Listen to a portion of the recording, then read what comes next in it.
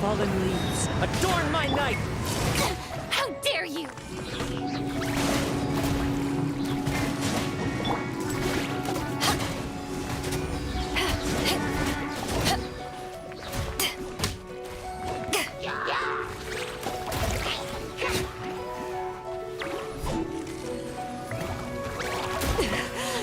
It's not over.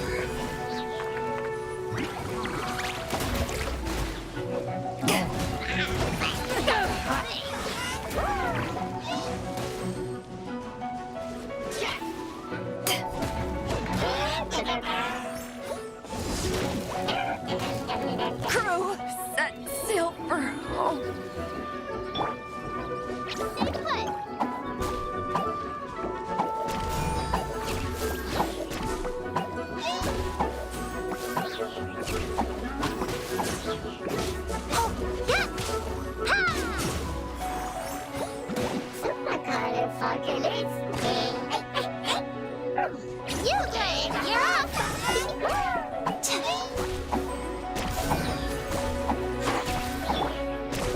Strike a pose!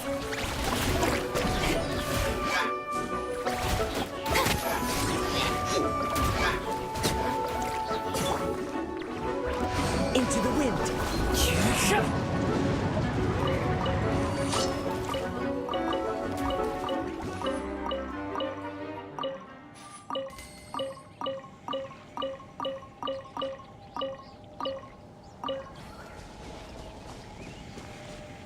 One with nature.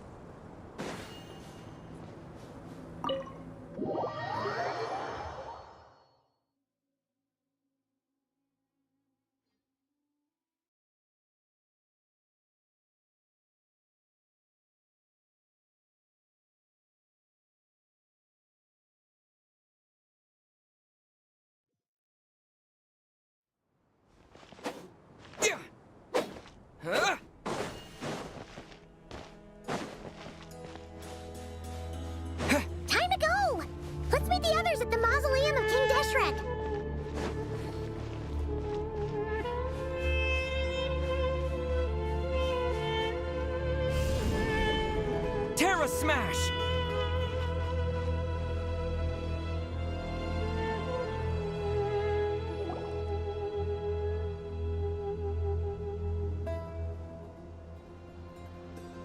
I have not felt this way in a long time. Standing up high, gazing out at the rolling dunes. One cannot know what freedom truly means without first losing it. The golden slumber truly lives up to its name as a dreamland. Though desert sands exist there too, no mirage, no matter how glorious, can compare to true beauty. Dendro Archon, what is on your mind? I was wondering whose counsel I should seek on the questions in my heart. What kind of questions? So many. More than can be put into words. As I once said to a friend, we look, we see, and we comprehend. But the question still troubles us. What are the many disasters that this world faces but the sum of all irresolvable questions? The biggest question you should be asking is how to seize victory. Yes. Although, I would express it differently. I must not fail.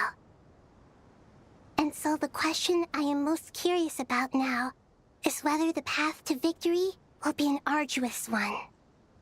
What we declare to be a young sapling, we may, in fact, find to be a towering tree, if we would only cast aside our ignorance and look beyond the veil of time to see her true form. Nahida! We're here! Just in time. My preparations are almost complete. Ready when you are. We're here too. Miss Nicole! Miss Nicole! You run so fast! I thought I'd get a lot of exercise as a forest ranger, but I can barely keep up with you. Sorry, I got a little carried away. Lesser Lord Kusanali, the equipment is ready, and the modifications to Aru are all complete. As discussed during our meeting, Accessing Irminsul via the Akasha is no longer feasible at this stage. There are other options, it's just they're a little more extreme and more technologically demanding to implement. Maybe you should take it from here. The architecture and functionality of the Akasha terminals overlap considerably with Aru. There is reasonable evidence to suggest that one was developed based on the other, or that they both utilize technology of the same origin. As long as the transplant and merge operation succeeds, Aru should theoretically work on a scale greater than the Akasha and approximately equal to Irminsul. It will become the largest active computing device in all of Tevat.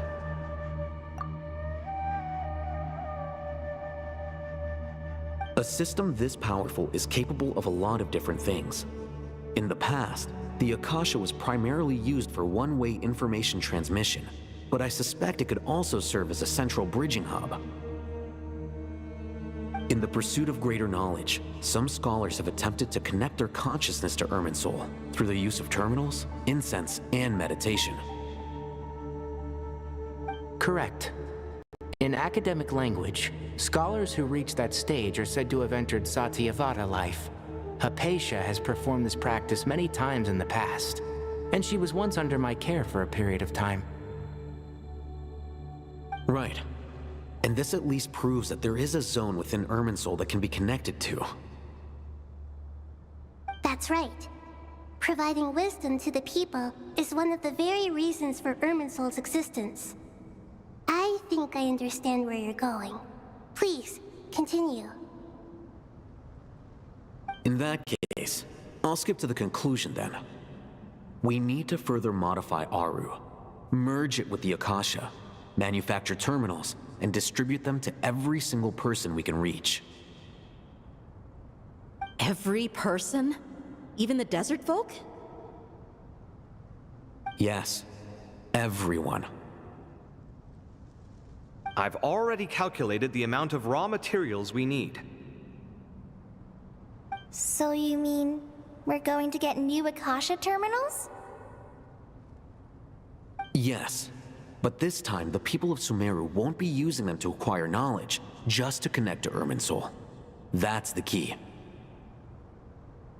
When we evacuated the city, we brought all the important assets from the House of Dana, in case we ended up needing them. Fortunately, this included the Akasha system's main terminal. We've checked all the relevant records, and one thing is certain. Nothing like this has ever been done on this scale before, so... Everyone in Sumeru is part of the plan. Whoever controls the people controls the situation. Since this function of Irminsul was introduced, it has only ever been made available to scholars, who don't constitute a particularly large group of people. But by expanding the scale to include all the people of Sumeru, all the individual connections will stack up to create a significant load on the system. Under normal circumstances, Irminsul would be able to cope with the additional load. But with it already being under strain from other activities, its remaining capacity is limited. Thus, it might be possible to shut it down completely by overloading it.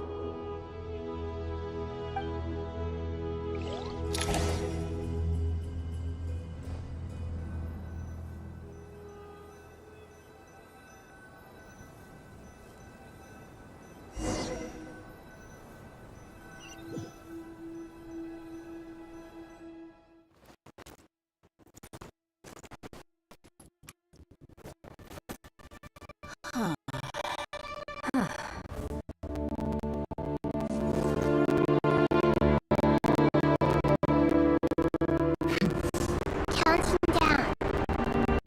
3, 2, 1. Are you ready? Ready!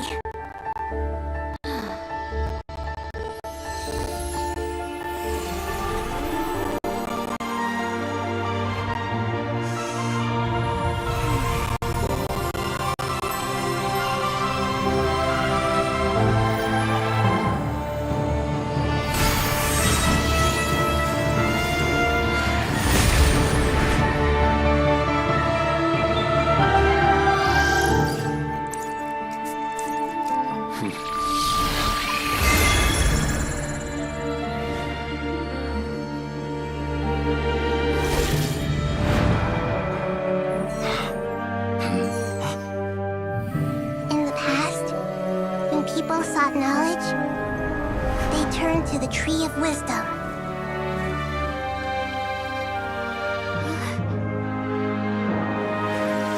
Today, we use it to save Sumeru and the whole world. These boughs that nurtured learning must not become tools for destroying the world.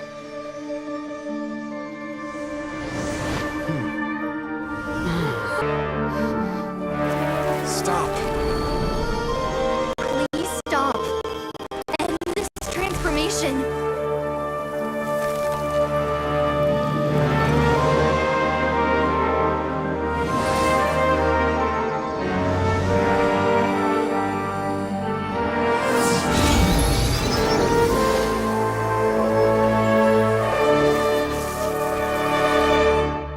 You would shut down Irminsul just to stop me? You fools. I have all the time in the world.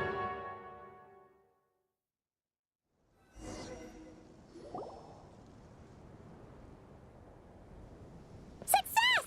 The evil Irminsul tree has stopped growing! Great.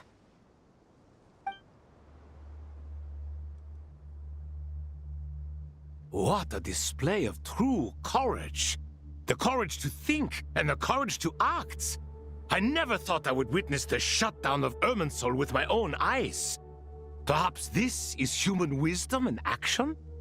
Indeed, only humans could do such a thing. Gods are few and far between. What was once created for spreading knowledge is now used for another purpose. A rather ingenious plan. I am grateful to you three for your help. Only thanks to you were we able to extend Aru's interference capabilities to cover all terminals. Now, nobody who wears a terminal will have their activity accurately tracked by Irminsul. No matter how many eyes Dottore possesses, he will not be able to see us clearly. Now for the next step. I will need the help of your supreme powers once again. How might we be of service, Lord of Dendro?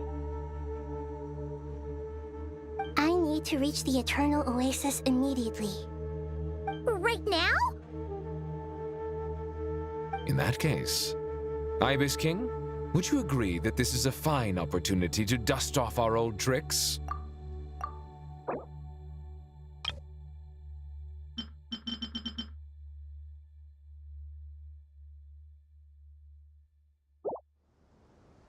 Never. I assume you have that chess set with you? You mean the one you gave to me as a gift? Asking for it back, are you? How could I? You misjudge me. I just wanted to show you another way you can use it. Connect to Safei Shatranj.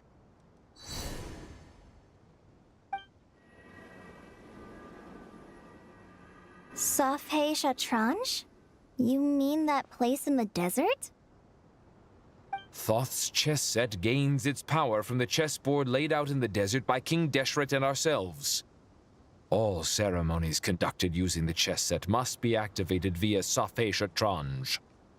In other words, the chess set is an extension of the chessboard. In the past, moving a chess piece was a sacred and momentous act. Transfer initiated. Entering live combat mode.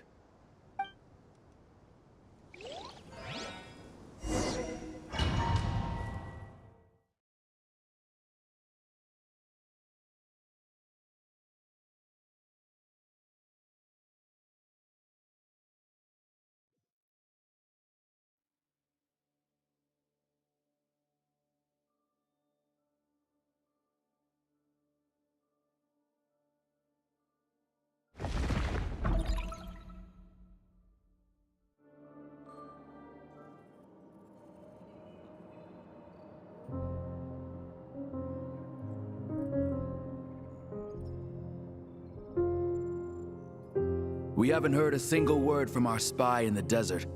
I'm afraid he might have been captured. Never mind. But we spent years turning him. And a lot of Mora. Nothing comes for free in this world, but the loss is not without its purpose. For a small price, we have wasted a precious amount of the limited time they have. Quite a bargain, if you ask me.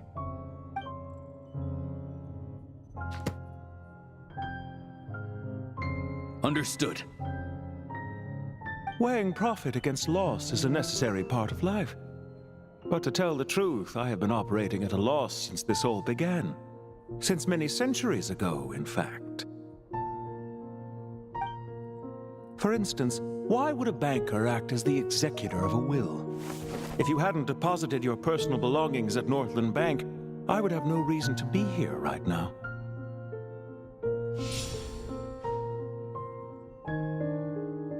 Dottore, I've placed your final data backup into the ley lines as per our contract.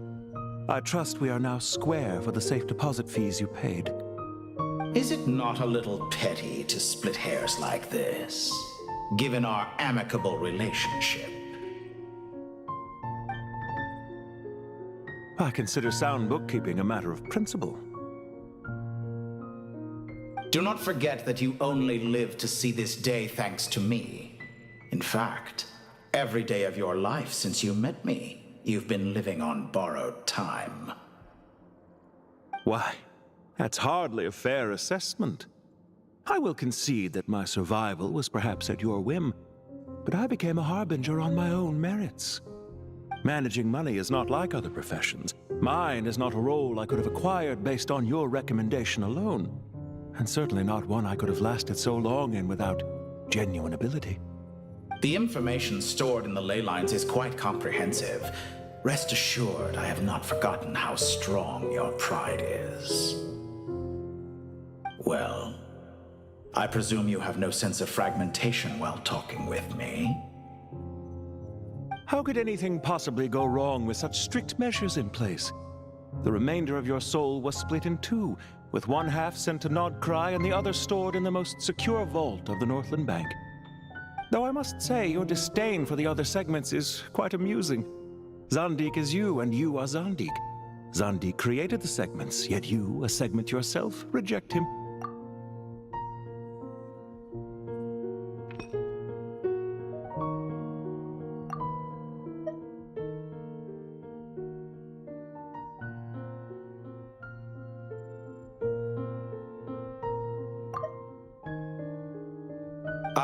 That is, Zandik, created segments of various ages in his later years.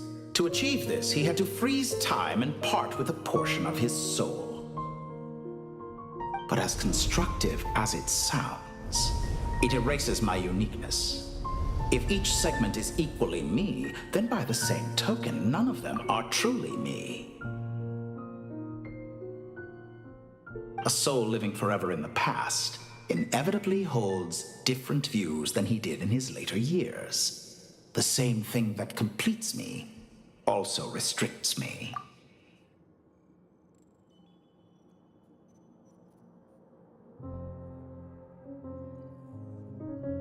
You too might ask yourself which stage of your life you want to be preserved at. The day your business failed? Or the day you were framed by a gang and sold off to a medical lab as a test subject? We needn't dredge up the past. This undesirable plan was eventually scrapped. Lesser Lord Kusanali was quite right. I needed an opportunity to eliminate myself. And after that, I concluded that there was no more effective plan than directly splitting the soul. Once the soul is transferred out, you will find that creating a physical body is far simpler than creating a puppet. The other half of your soul suffered a crushing defeat in Nodcry, you know. And yet in the process, I obtained the information I always wanted, did I not? Because now we finally know where the best testing ground truly lies. I once thought your ultimate goal was to ascend to godhood. But as it turns out, that was merely one of your experiments. Experiments take many forms. Most people are too eager for success, too fixated on the end goal. They forget that the experimental process itself is just as important. A suspiciously vacant seat, a new face. I trust you can put two and two together. The reason it doesn't exist is because someone tampered with the record. What can I say? After all your efforts, you really did uncover the world's secrets. So, is the new world you promised a lie?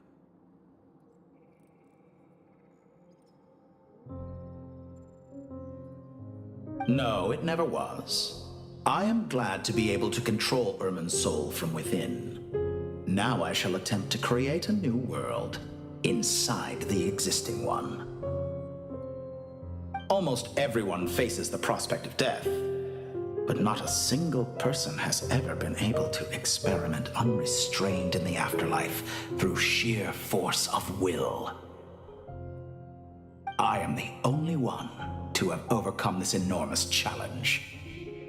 Would I not be letting the world down if I didn't make the most of the opportunity to experiment? Clearly, the dividing of your soul did not affect the magnitude of your ego.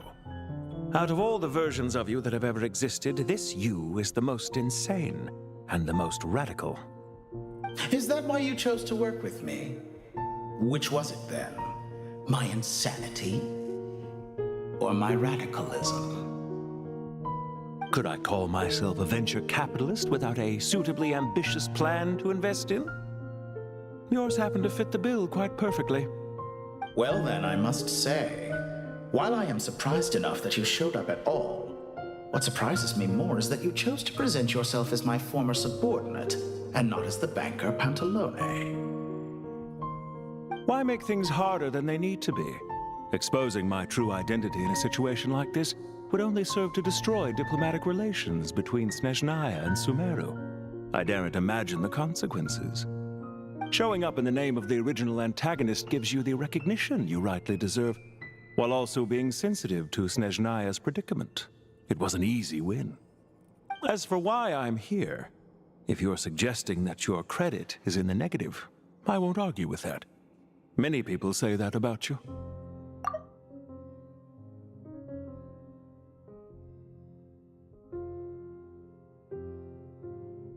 I'd argue that a significant factor in your willingness to cooperate is the fact that you have but a few years of life left after my death.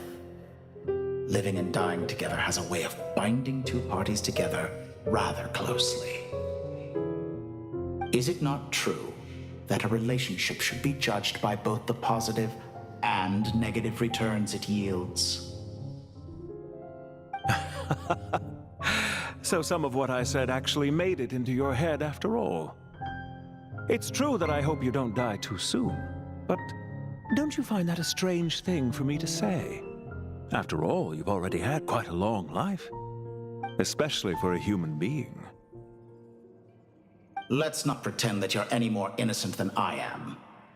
Are we not the same in this regard? We both despise the existing laws of this world, and neither of us enjoy being under anyone else's control. Is it really so greedy to want the world to operate by a new set of rules? Of course not, my dear friend. And as I've said before, mutual interest is the foundation for the most reliable of relationships. You can attest to that. I just hope there never comes a day when I have to work too hard to prove that. Regrader, sir. People have been spotted approaching Meru City. How strange. Despite your access to Irminsol's data, it appears the soldiers noticed before you did. They must have found a workaround. Well, Dottore, I trust you know what this means. The fact is... They're coming. They'll breach the gates and move now. But even so, I would say Irminsol is a wonderfully convenient thing on the whole. If you do manage to create a new world, perhaps you could plant one outside my office, too. I'll consider it. What do you need me to do? Stall them? The experiment will take time. Stall them for as long as possible. Very well. But you're really asking for the moon here. Have you heard this story? There was once a guilty man, kneeling in the center of a church while an angry mob outside waited to bring him to justice. He pleaded with the gods, begging them to grant him one final request, the chance to finish confessing his sins before he was sentenced. Many suns and moons passed, seasons changed, and still his confession continued, as if he intended to speak until the end of time. Are you suggesting I worship you as a god? Or were you hoping that I might confess my sins to you? Certainly not the latter. That would make my life miserable indeed.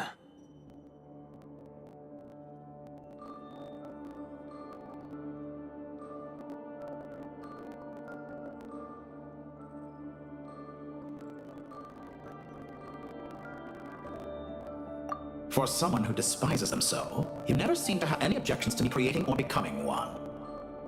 At first, I thought you'd be furious. Concerned I would terminate our partnership, were you? Not at all. You had reasons why our partnership must continue. Don't you find people's attitudes toward gods amusing? A god descends from the heavens and people worship it unreservedly, blindly following whatever rules are given to them. And yet, when they see an ordinary person gain godlike levels of power by virtue of their own hard work, they treat him with nothing but suspicion, even if he's a compatriot. Is that supposed to be a compliment? No. I was just thinking. I pity the man who would call you a compatriot. There's no need to be so self-critical.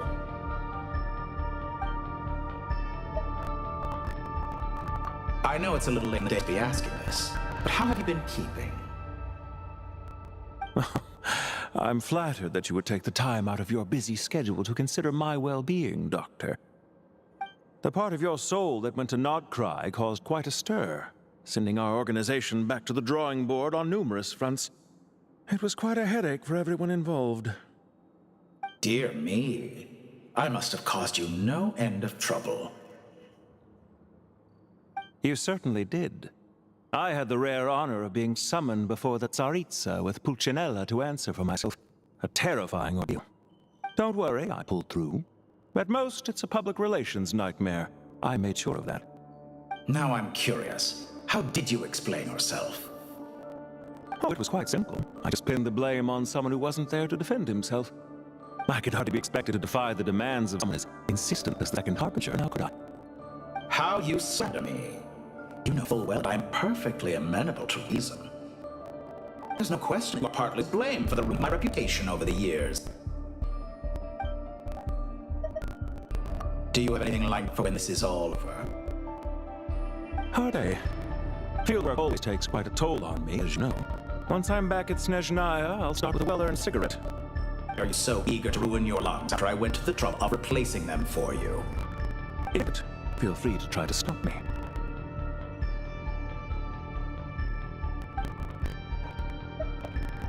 What's on your mind? The limits of humanity. It's a pity. Despite running countless calculations, I find there's simply no way to reduce any further the amount one soul requires to sustain an individual. It's rare to hear you admit being unable to achieve something.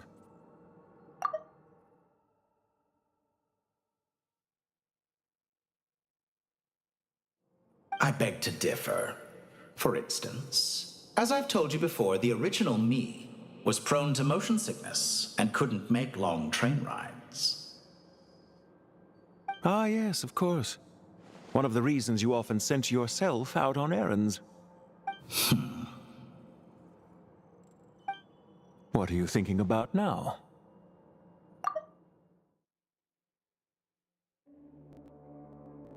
A new experiment. In the event that my soul was depleted, say we extracted my data from someone else's memories, yours for instance, and then combined it with your intact soul as the base material, what would we create? Such a scenario would be impossible. Oh? As long as your current soul survives, there will be no need to create a new individual. Don't forget, you won't approve of the present situation wherein only one tutorial remains. And if you ceased to exist, who would begin performing this experiment? Since the day I met you, you've always excelled at talking your way out of a quandary. Isn't it a little too early to be saying goodbye? Not that I wish to speak for business, of course. Very well. Let's leave the conversation there for now.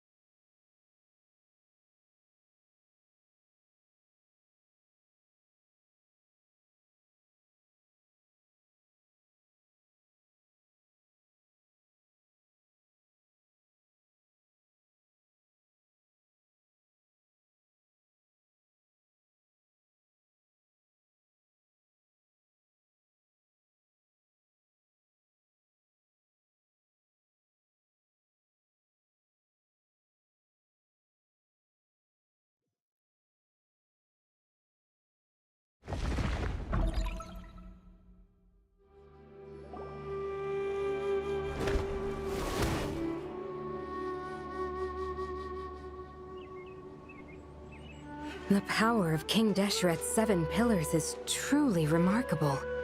With just a chessboard, you can move an entire unit across the material plane. Yeah, sets us up for a much easier fight. Really makes my day. The last time we stormed the city, it involved a lot more running around. I wonder how many people can say they stormed a city twice in their lifetime. I was just thinking that. I've definitely had more than my fair share of unusual experiences in my life. This is my first time here, actually. We never usually leave Gandharvaville. I hope this will be my last time.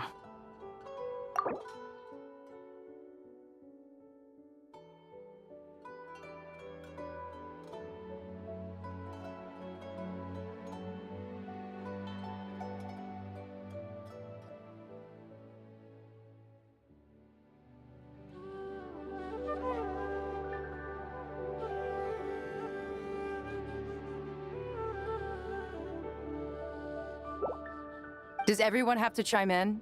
Can't we just fight? What an amusing comment, my dear lady. Yet humans often alleviate tension via small talk, do they not? Whoa! Why is Candace's shield talking? Because the image on her shield is one of me. And I, of course, can appear wherever I wish to. Huh. Well, la-dee-da. Isn't that fancy? Could I get in on this? You wish for your gauntlet to speak? Why, certainly. Ahem. I think you'll find that it is I whose image is carved hereupon. Thanks. Definitely feel stronger now. You're welcome, my lady. I am glad to lend you my power. Sino, what's the situation? There are troops stationed at every entrance. As we expected. A frontal assault will suffice. Everyone, stick to the plan. We'll take the main entrance. You head for the House of Dana's side door. Move out.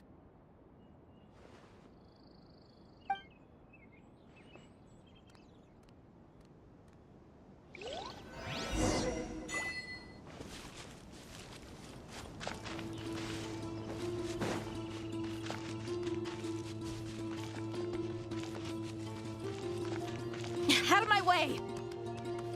Take this! Watch out! Ah! Get lost. Whew. Thank you, Jet. You gotta be more careful. If you're not ready to put your life on the line, you can't be certain of defeating your opponent. She's right. Keep your wits about you, Rana.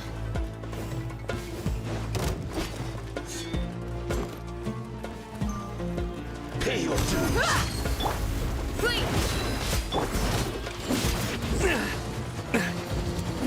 Nowhere to run!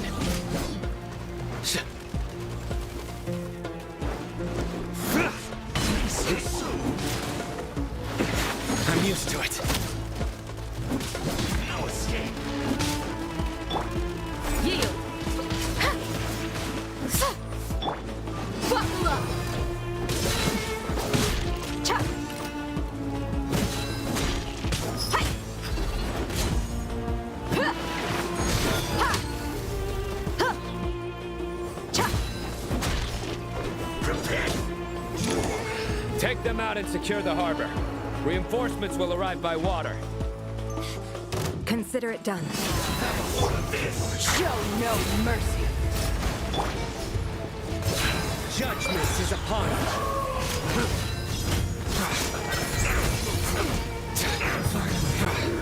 Stay condemned! In death, a new cycle begins. This was well done. Transgression! You need to hurry up.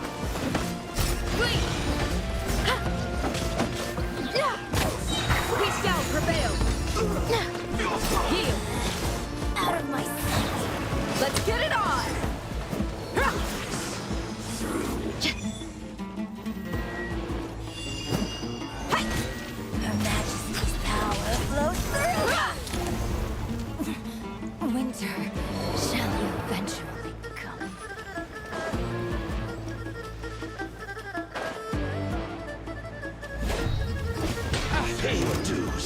change of plans. Buckle up! Now escape! Gloves off!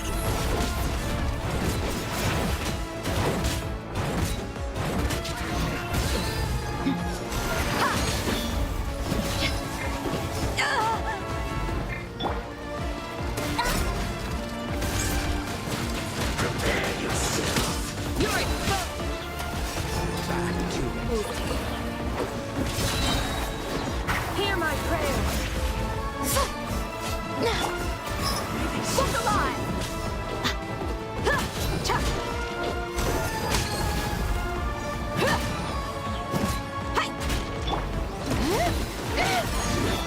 Can't run from Too easy. it. Looks like the musical's on.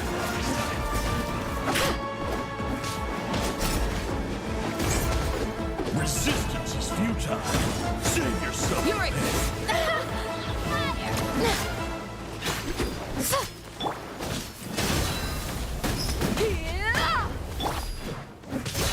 Do your work.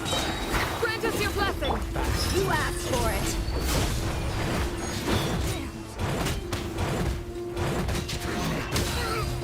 Ha! Intel.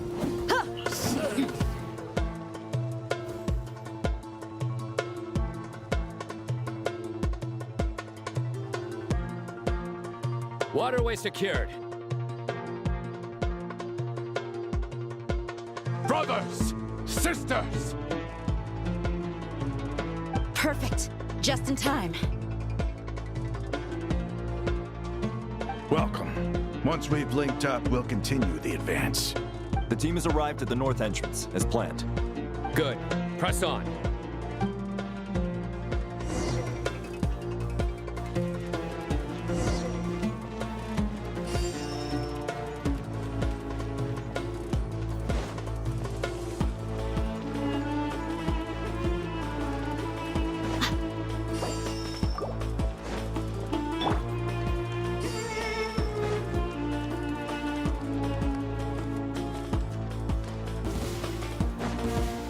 Are you here to play with me? Over here! Let's get it on! The more, the merrier.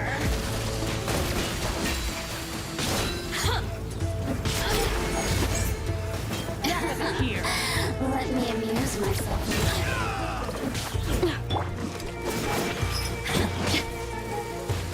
Look alive! The more, the merrier. We shall prevail! Let me amuse myself. Here, mommy, teach you that? Now you've got me worked up. The systems shine. Let's get it on!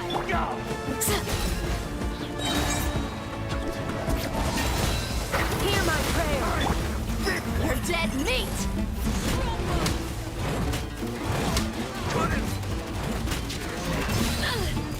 Hi! Surrender!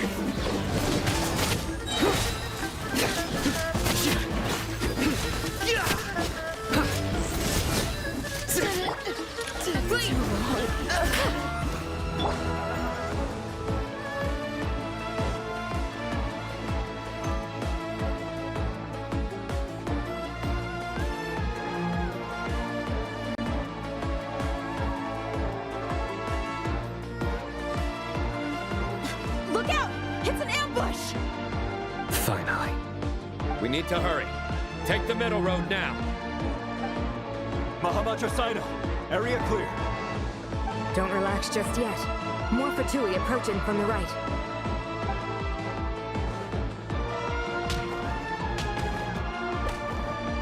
Irminsul cannot track our movements. If necessary, we can split up. Don't worry. We'll wipe them all out. As you can see, our people came raring to go. Good, good. How are things with the Traveler?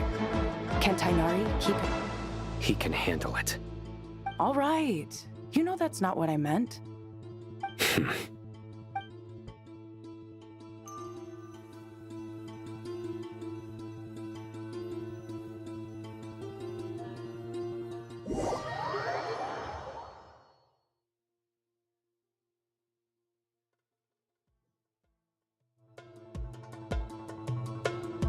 Sino and the reinforcements have drawn the Fatui's fire away.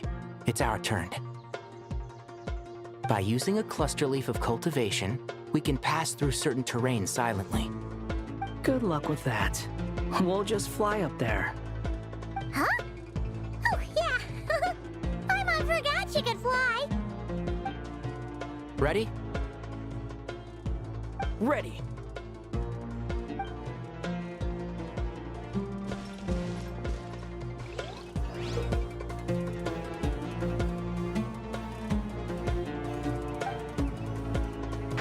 Can't see?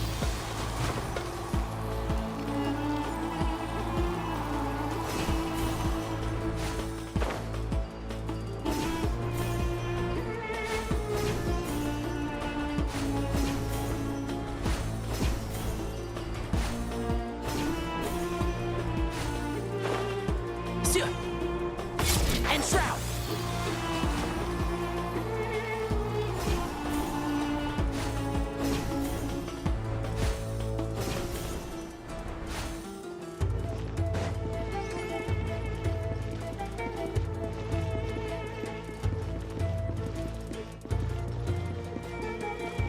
I'm gonna fix yours. Yeah! One with the force. Time for the big one. Couldn't fix it. Bury you! I lost. And shroud! Time to ignite!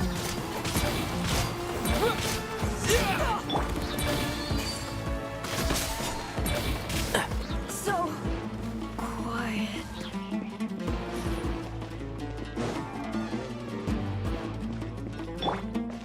Behold!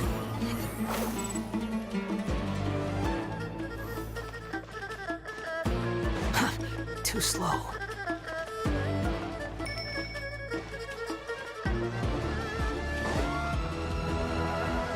Squall Fury.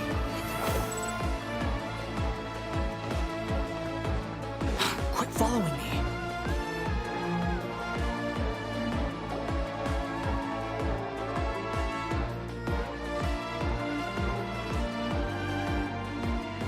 Fatui soldiers up ahead.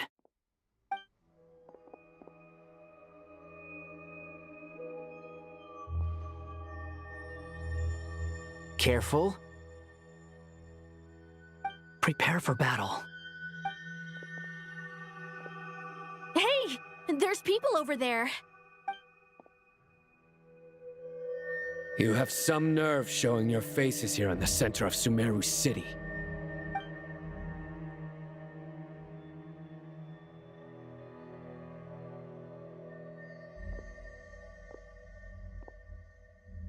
You're right on schedule.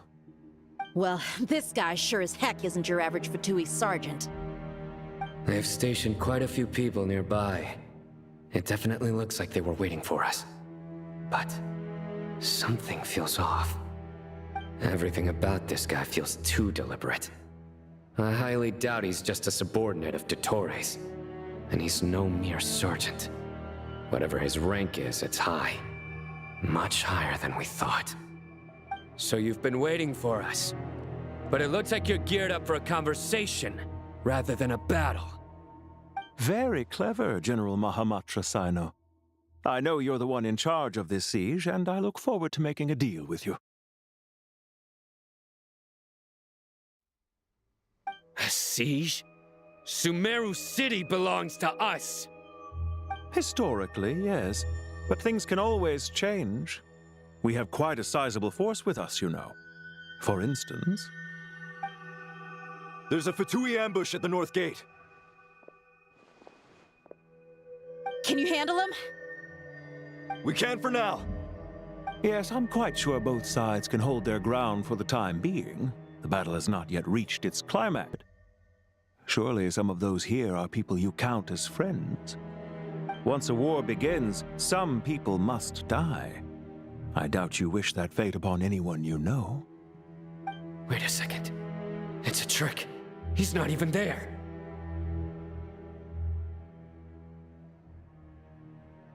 Silence! He disappeared. What was that? A ghost? Curses. He was never there to begin with. That was just a shadow projected there to lure us in. Enough talk! Attack! I apologize for being unable to accompany you at this crucial moment, but I am compelled to leave for reasons beyond my control. Please excuse me. Sumeru's general...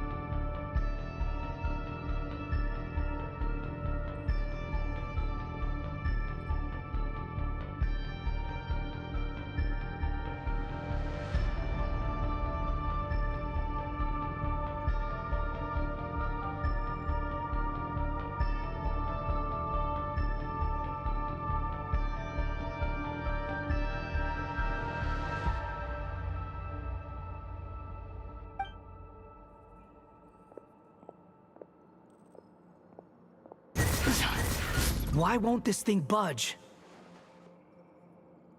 Hello? Hello? Can you hear me? Nicole, is that you? Yes, it's me. I'm monitoring your progress from inside the Eternal Oasis, and I have to say, this terminal is simply marvelous.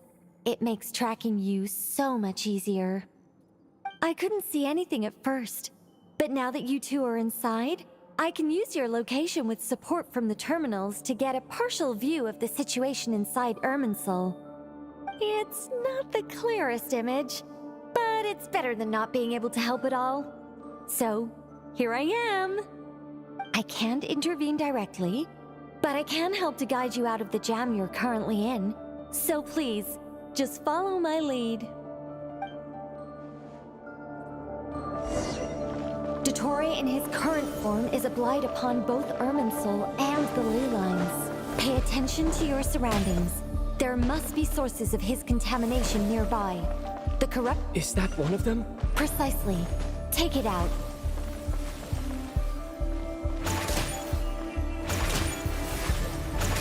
Good work. But we're not done yet. Stay close, and let's see if we can find any others like it nearby.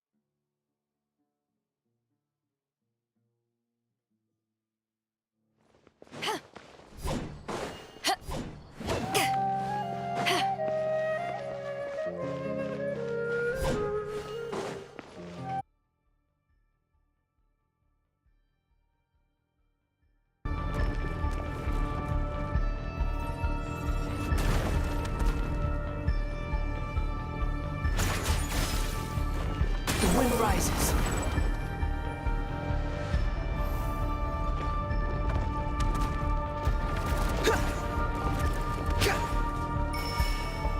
Behold!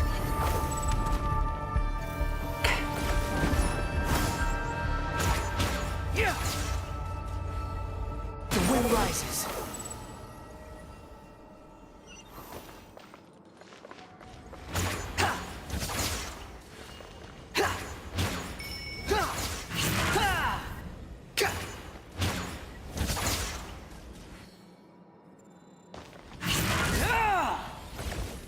Behold!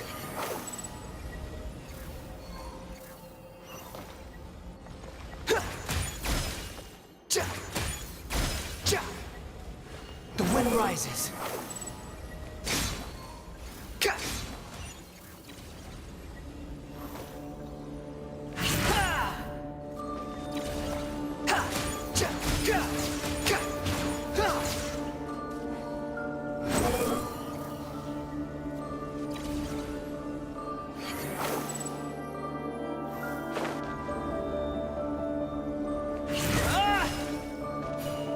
Squall Fury.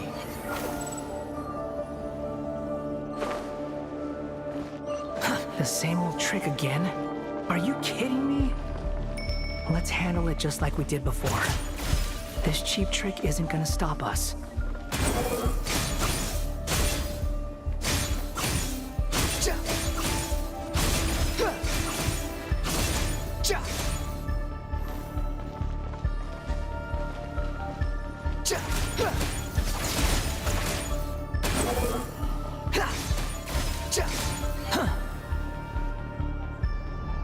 Oh no, it's a trap. Is that why he was using the same trick over and over again? To get us to lower our guard?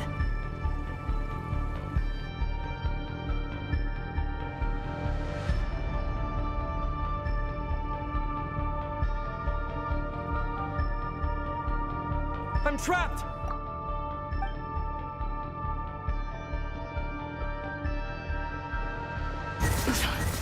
Why won't this thing budge? Hello? Hello? Nicole! Yes, it's me.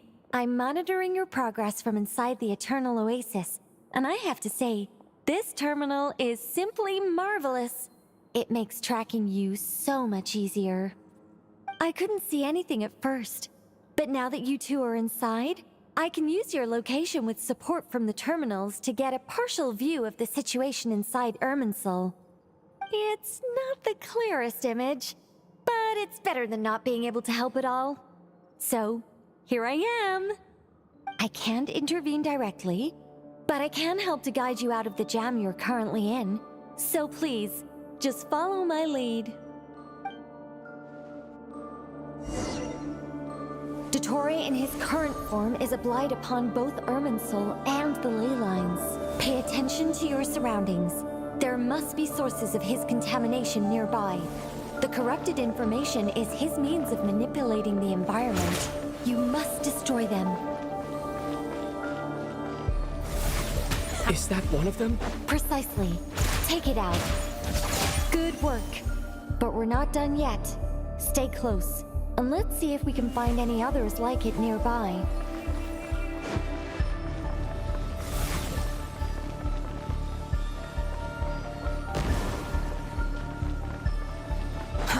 Too slow.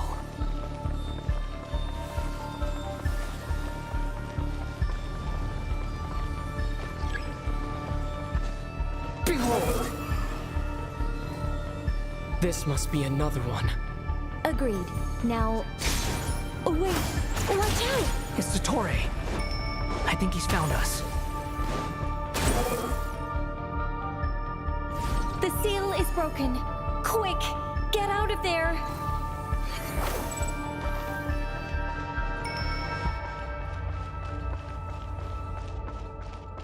Squall Fury! And where exactly do you think you can run to? Wait, what is that? Pursuers! That's gotta be it! Run! Don't let that thing touch you! Dodge that attack!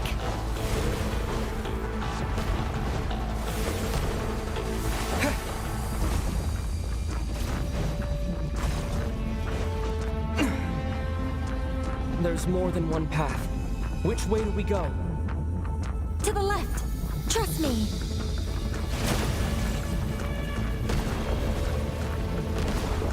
Fleeing like vermin. What a pathetic sight. Hey! Watch yourselves! Stay focused! There's a cliff ahead. Jump! More of those corruption sources. Destroy them as you did before, and open the exit as quickly as possible. relentless. Is he trying to wear us down? You'll just have to destroy these two. Squall Fury! I think the pursuit is over. Hard to say. Stay alert.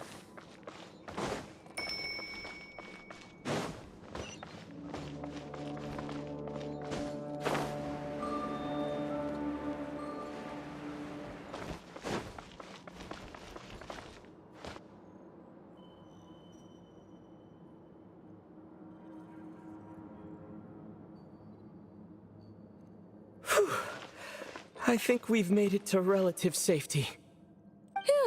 Goodness, that was tough. You doing okay?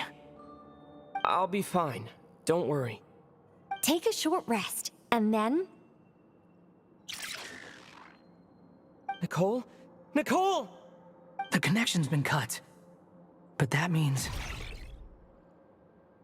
Look at you supporting one another. How very touching.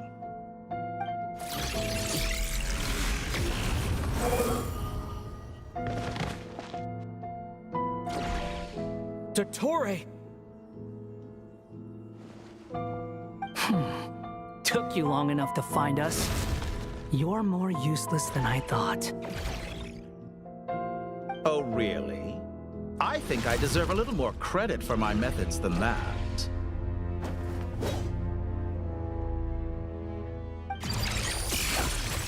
Rather than hunting you down, I chose to let you roam free. I indulged your presumption that I was unable to track your movements, played along with your clever little plan. Fleeing is for animals, but I rather enjoy watching you flee. Some things lose the will to run altogether as soon as you put them in a cage. If that's true, then why did you come looking for us? Because I wanted to observe you up close, of course. Don't misunderstand me, I'm not here for a fight. Is it so unusual that I wish to greet my old acquaintances in person? After all, it's been a while. Scaramouche.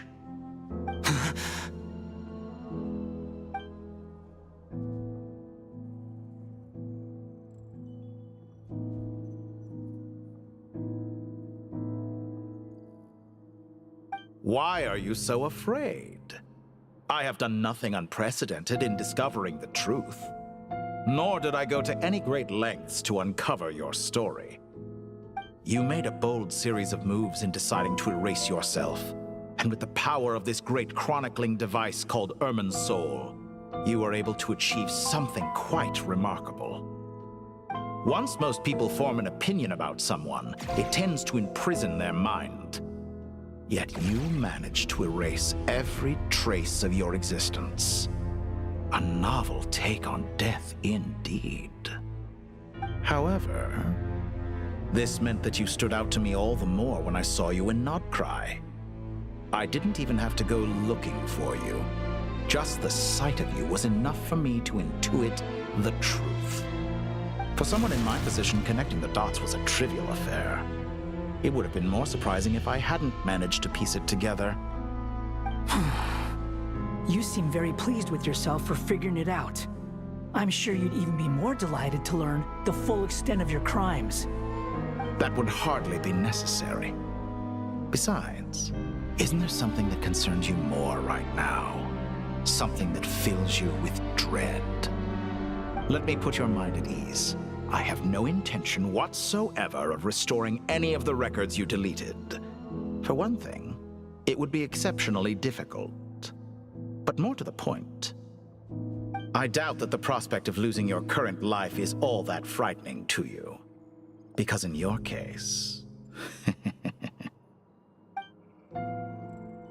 the cruelest twist of fate is that you'll never again have the chance to make up for any of your mistakes. Isn't it? Dottore?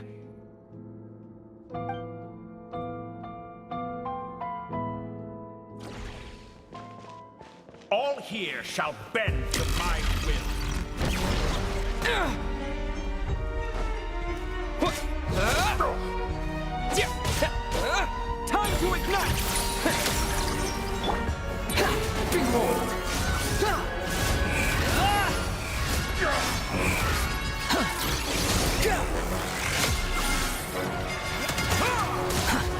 slow.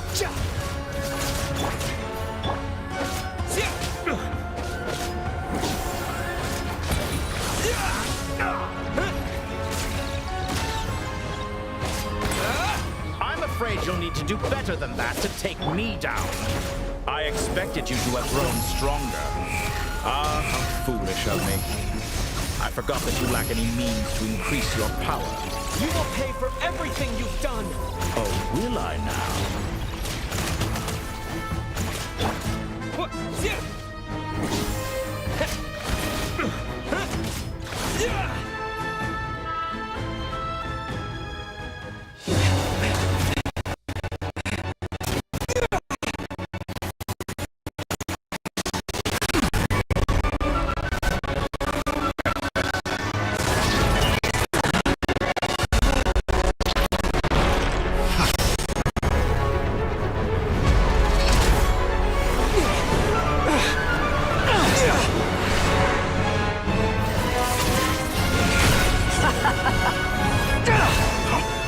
Does the prospect of death amuse you? I could ask you the same question! I'll distract Ettore. You focus on the mission. Got it!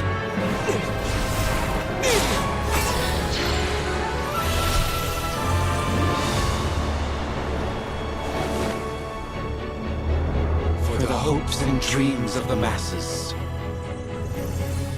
Open the secret door on this enchanting night. May wisdom's light eradicate ignorance and darkness, and hereby fulfill our ancient vow. Commence data extraction.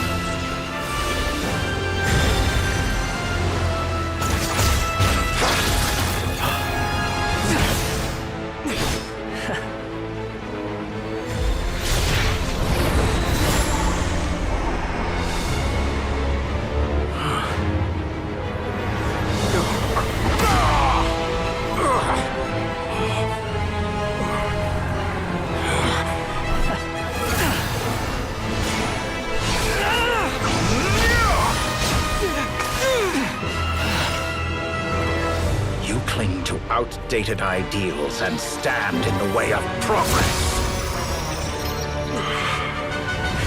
You will pay for interfering with the grandest experiment of all time.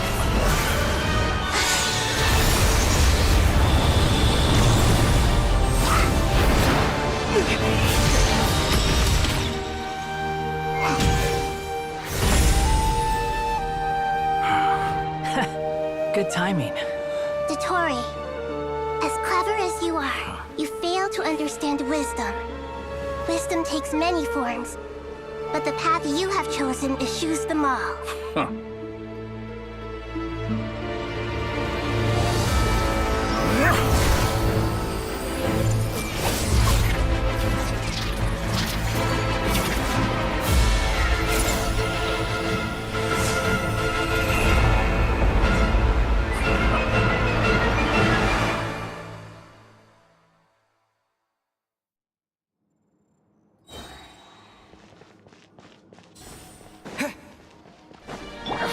My strength is fading!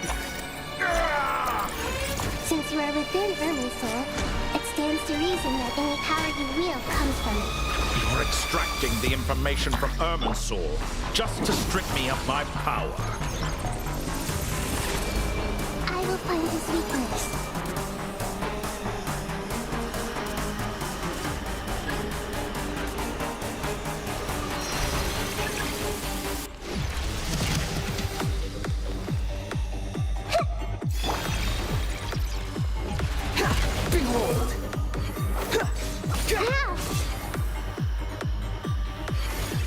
I admire your attempt to introduce a new variable, but it's nowhere near enough.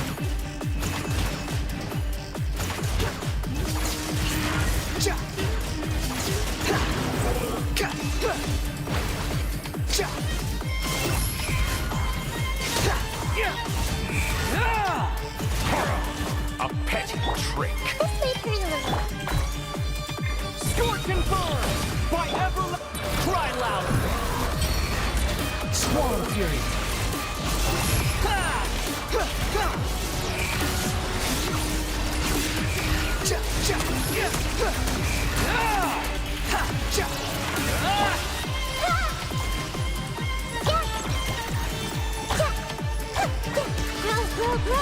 Let's try this. Time to ignite! Muso no Hitokachi!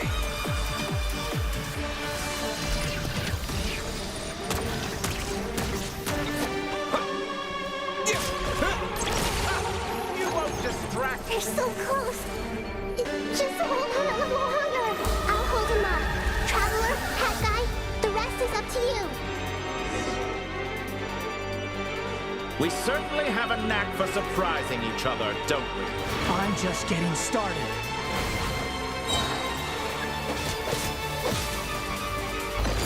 It's time. Say your prayers. Stay on the defensive, but watch your back.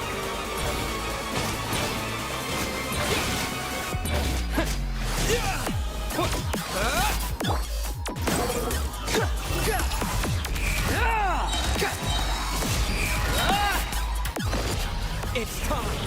Say your prayers. Try this. Muso no Hitokachi!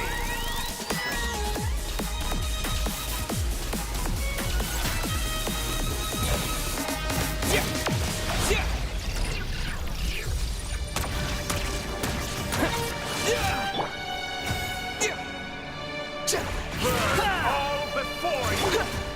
Blade of the primal blade!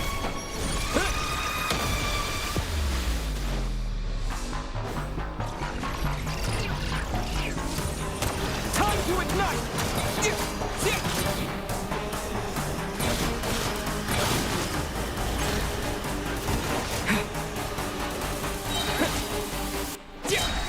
Let's try this. It's time. Say your prayers.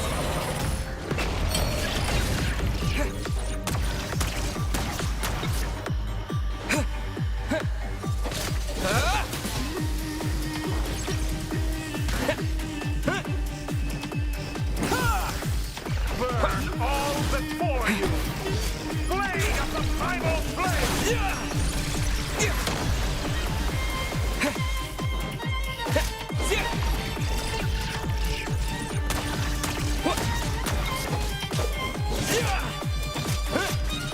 Scorching burn!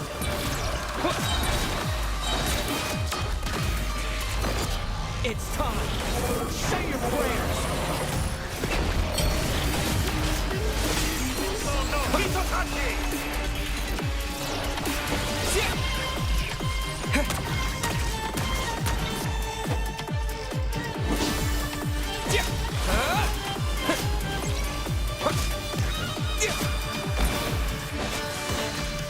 Burn all before you! Blade of the primal blade!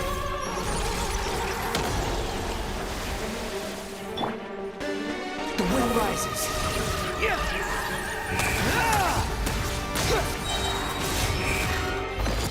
It's time. Say your prayers. Finally. Time for you to die. Excited? Time for me to die? How could I have reached this place if death was something I feared? The last gasp struggle of a dying man is a pretty It's time. Say your prayers.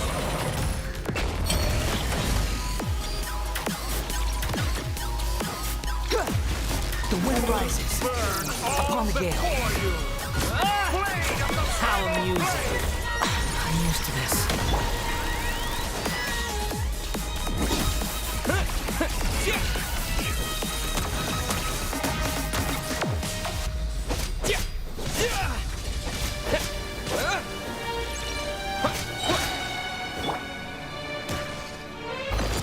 It's time. Say your prayers. Muso no Hitokachi!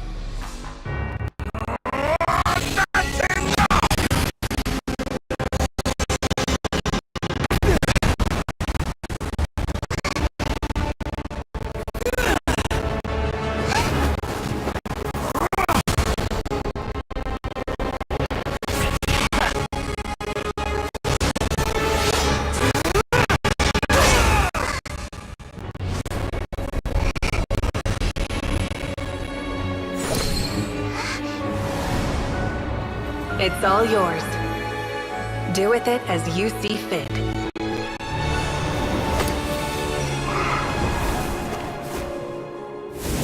Just as you say, this world is home to some archaic things. And as you suppose, you are a formidable opponent. You have long coveted the secrets of wisdom.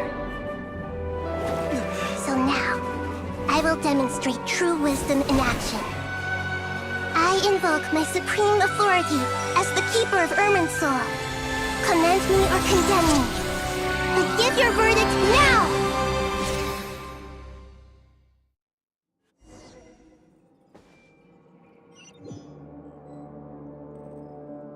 Blessed One of Wisdom, Mahakusaladhama, are you certain that you wish to exercise your authority to destroy Irminsul? It represents both your roots and your finest accomplishments. You truly intend to abandon the very thing you have always fought for? This is my decision. Irminsul has been corrupted beyond redemption. Irminsul is the original tree of Tevat. It is the means by which the heavenly principles maintains fate itself.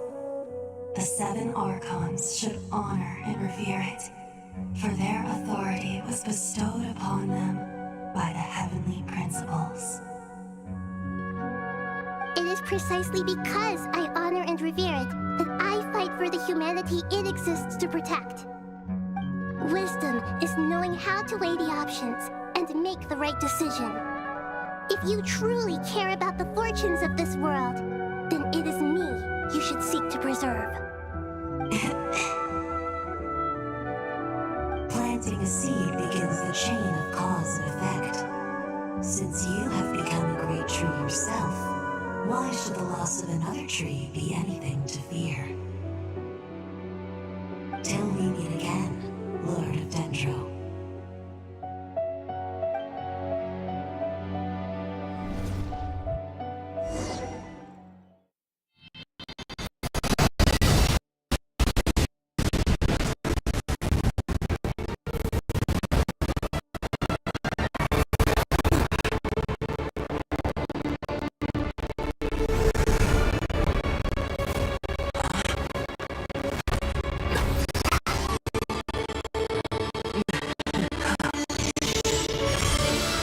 The first flame.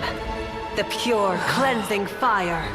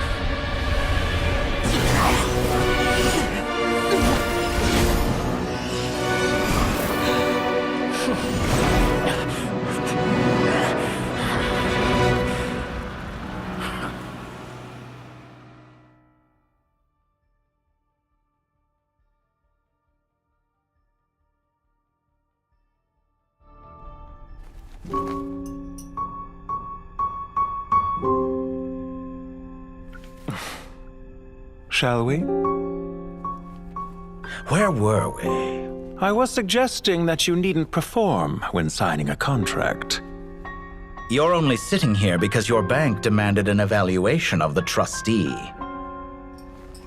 So you told a story about a young scholar from a merchant family in Sumeru? I told a compelling tale, didn't I? The post-expulsion story is far more captivating. The human experiments or the elixir of immortality? The part where you die. Ah, yes. My favorite part. The 35-year-old Segment thought of himself as Dottore, reserving the name Zondique for the original specimen. Of all the segments, he was the most selfish. After his expulsion, Dottore searched for a new direction. He joined the Fatui, studied Elazar in great depth, secured resources. He was rather fortunate in his career. Zondique turned to Conrian technology and successfully created his segments. But this was not immortality. Even with backup segments, his body would still age. Still, thanks to Snezhnaya, Zondique found the ideal base for his experiments. Then a perfect partnership materialized at a crucial moment. The year that both parties realized they needed more time. Fortunately, Zondique succeeded. In a miraculous turn of events, he gained the extra time he needed. I seem to recall it differently. All right, it's true. No matter how much elixir he took, Zondique remained human and continued to age. Then, on the morning he turned 85... Help me up! Call for help! Surely he would be rescued, Zondique thought. But to his surprise, no one helped him. Zondique was too selfish for that. Don't forget, you're one of us. Yes, and we're all waiting. Waiting for me to die. Pantalone arrived for a meeting and happened to witness what followed. He found it unsettling. I never said that. But the Zondiques were unfazed. It was a rare opportunity for self-dissection.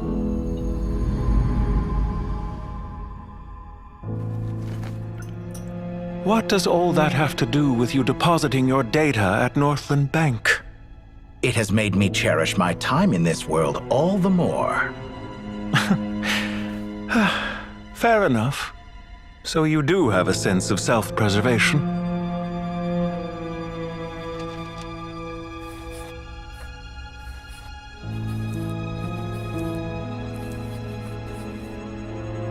What do you mean? You're hardly normal, and you don't cherish life. You just don't want to admit defeat in the limited time you have. Even so, don't I deserve an interesting ending? I'm counting on it.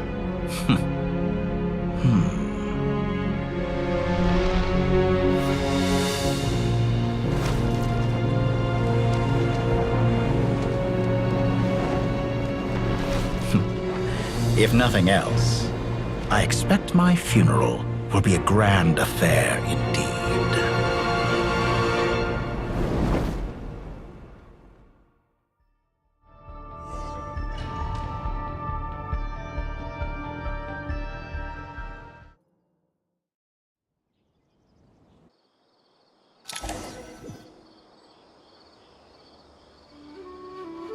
What a magnificent fire. In Snezhnaya, we light fires to ward off the cold. Fire, it seems, is antithetical to ideas such as cold, frozen, and unchanging. Perhaps it has always been that way. From the beginning, fire has been used to drive away wild beasts and warm the body and mind. You could say it's a form of treatment. One that cures the human heart of mortal fear. Mortal fear? Something you haven't been acquainted with in a long time, by the sounds of it. Whereas you, I'm sure, must know the feeling quite well indeed. I remember when we first discussed the elixir of immortality, you claimed that extending your lifespan was about buying more time. But was that really the truth? You fear the prospect of dying a wretched end in this world, don't you? Of course I do. I'm only human, after all. And while you may have forgotten it, you cannot deny that you too were once human, Dottore. I do not believe that there is no such fear in your heart. Perhaps you are right. But I abandoned it long ago and devoted myself to my experiments. I have felt no fear since.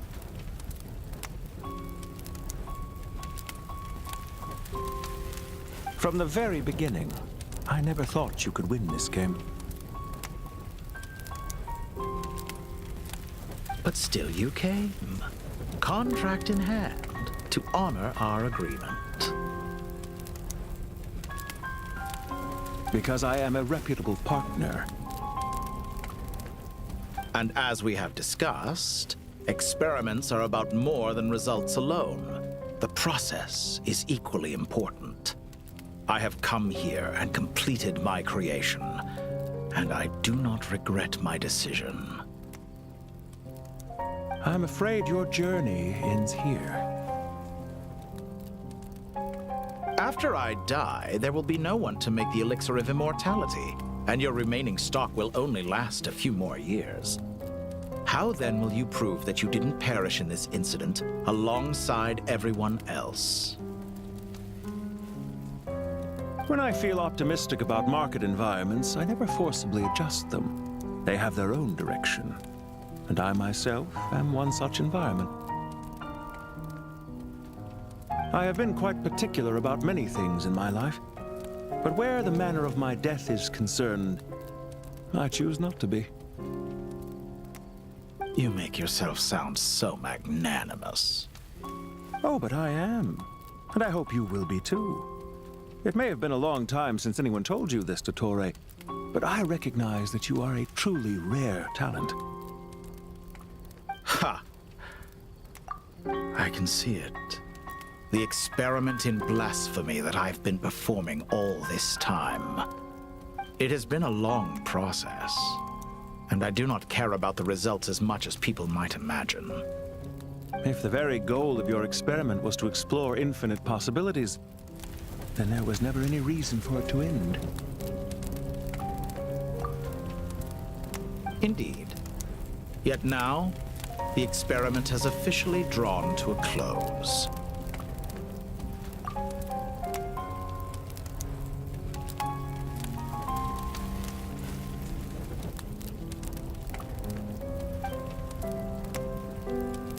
What should I call you? Zondik? Or do you prefer Dottore? Suit yourself. Goodbye, Fontaine. This time, that's what it truly is. And don't I know it? Goodbye, Zondik.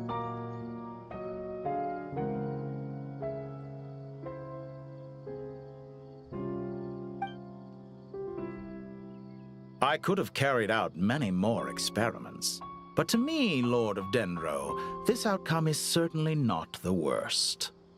I believe you. But unfortunately, this is where it all ends for you.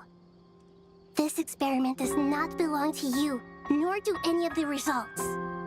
Experiment. It sounds like you're trying to outdo me in my own field. Wisdom is conveying information in terms that people can clearly understand. You know exactly what I mean. Indeed. I can see no further outcomes. Ha! You have a formidable mind, and you are braver than I thought. Setting fire to the very thing your survival depends on. Your previous threat was empty, but this time, it is real. When necessary, wisdom can be as fierce as an inferno. Some of the flames that incinerate you come from within yourself. Perhaps you are right. You see what lies at the bottom of the human heart, and that is your wisdom. Here is where your journey comes to an end. All that is yet unknown belongs to those of us who will carry on living. It seems I have unwittingly been your arch-enemy all along. But now, it's all over. I do not deny your intelligence.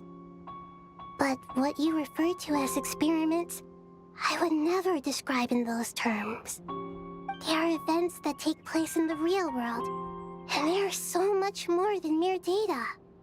Goodbye. We will never meet again.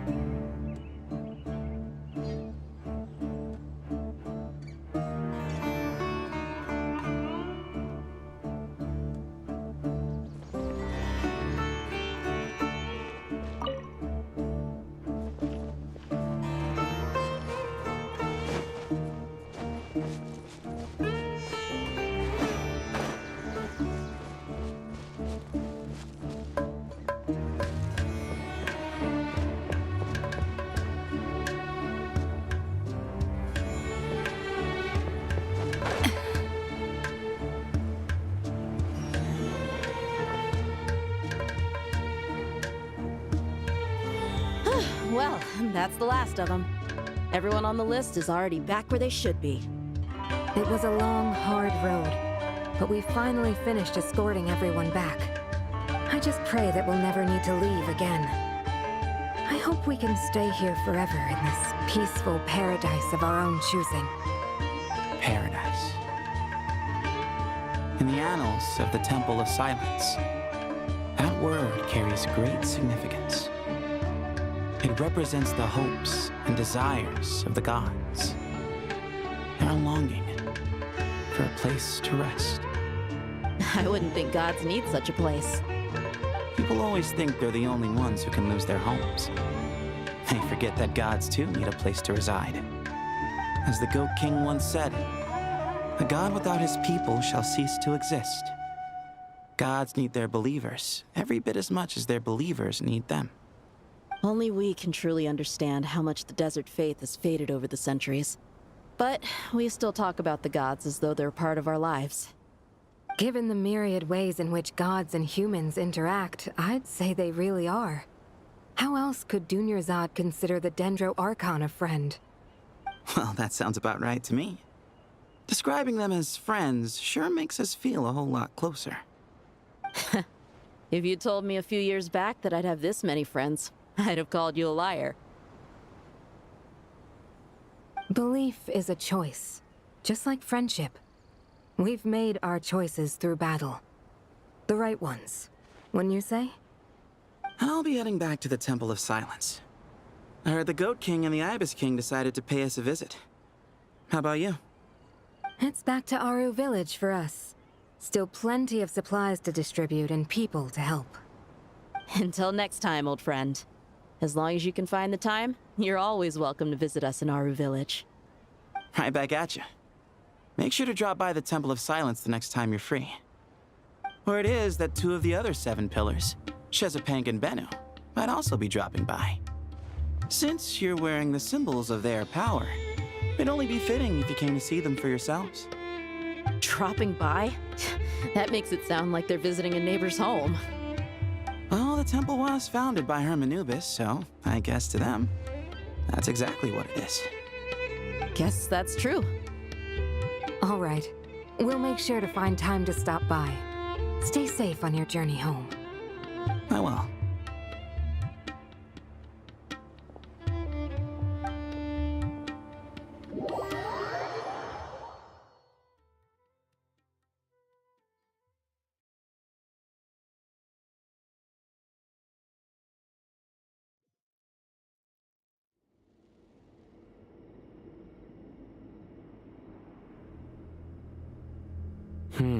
You do have a point. See? Retirement has always been a problem, especially for old-timers like us who've been locked away all these years. You finally step out into the light, and bam! You're face to face with a whole different world. Naturally. What do you think, Layla? Huh? Why would you think to ask me? How could I possibly be qualified to decide where the servants of King Deshret should live? Sorry if my question was unclear. Do you think their statues will stand out too much if we place them here? Hey, I never agreed to this. How could we possibly allow our statues to be left in Hermanubis' home? That would be like breaking into someone's house, then pretending it belonged to you in the first place. Different beliefs can coexist. We still need to respect one another. By which you mean, you two plan to stay at the Temple of Silence, for a while at least.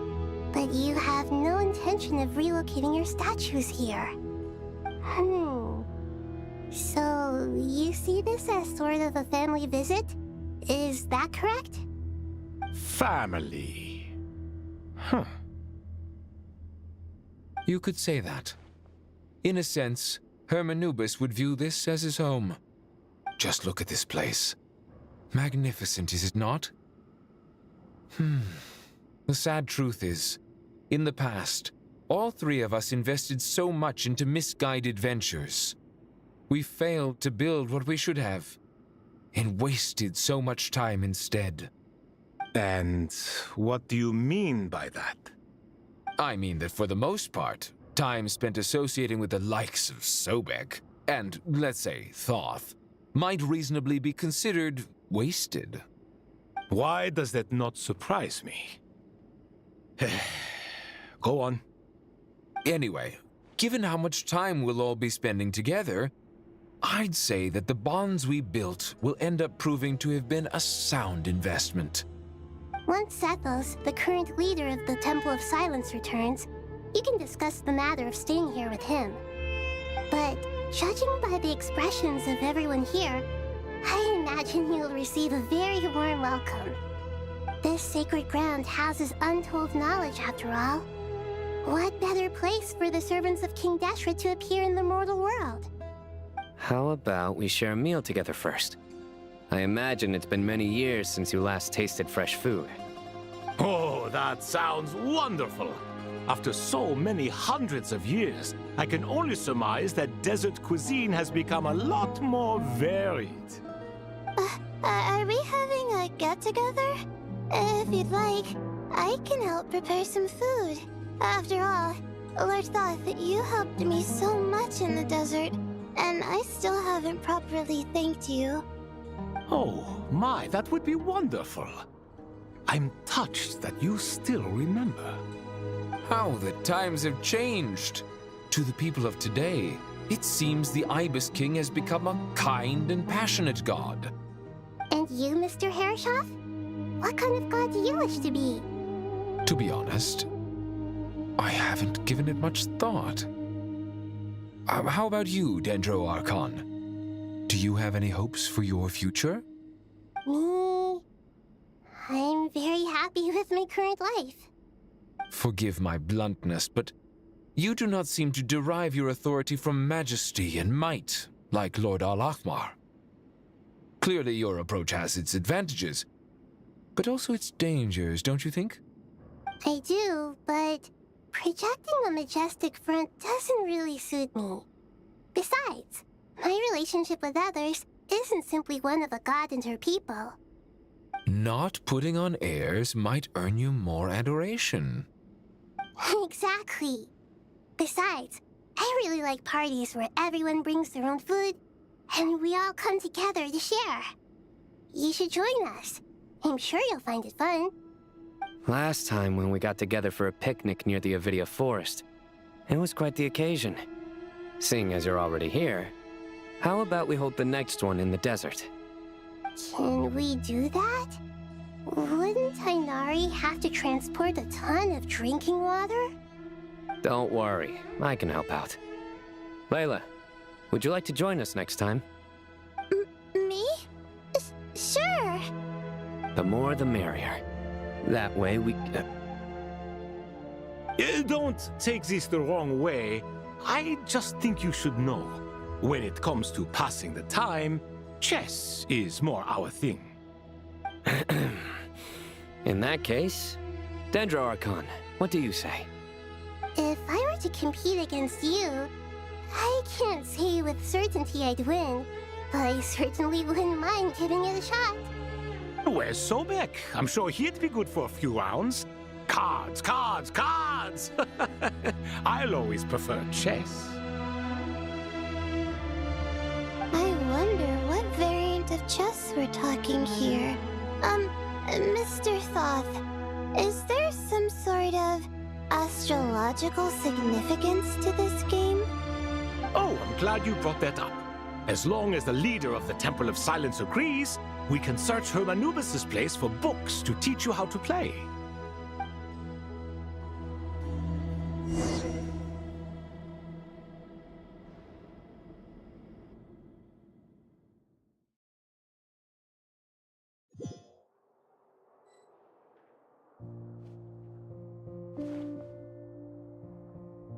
Such devastation visited on Sumeru City.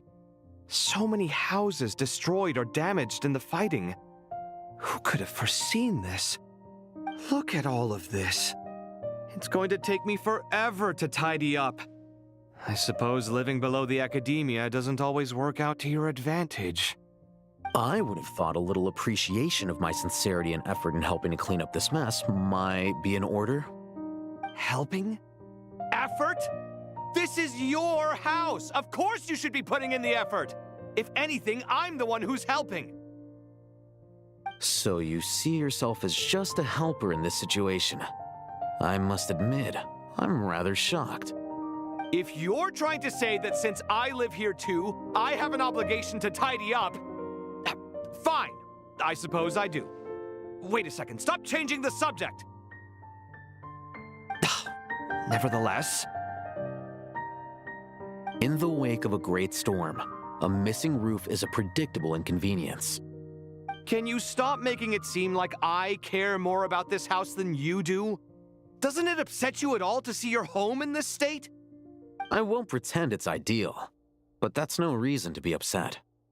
This is the roof over your head, your shelter from the cold.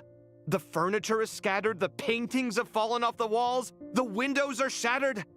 Don't you feel even a little disheartened? The way I see it, these problems are easily solved. Ugh, this is precisely why I hate talking to you about sentimental things.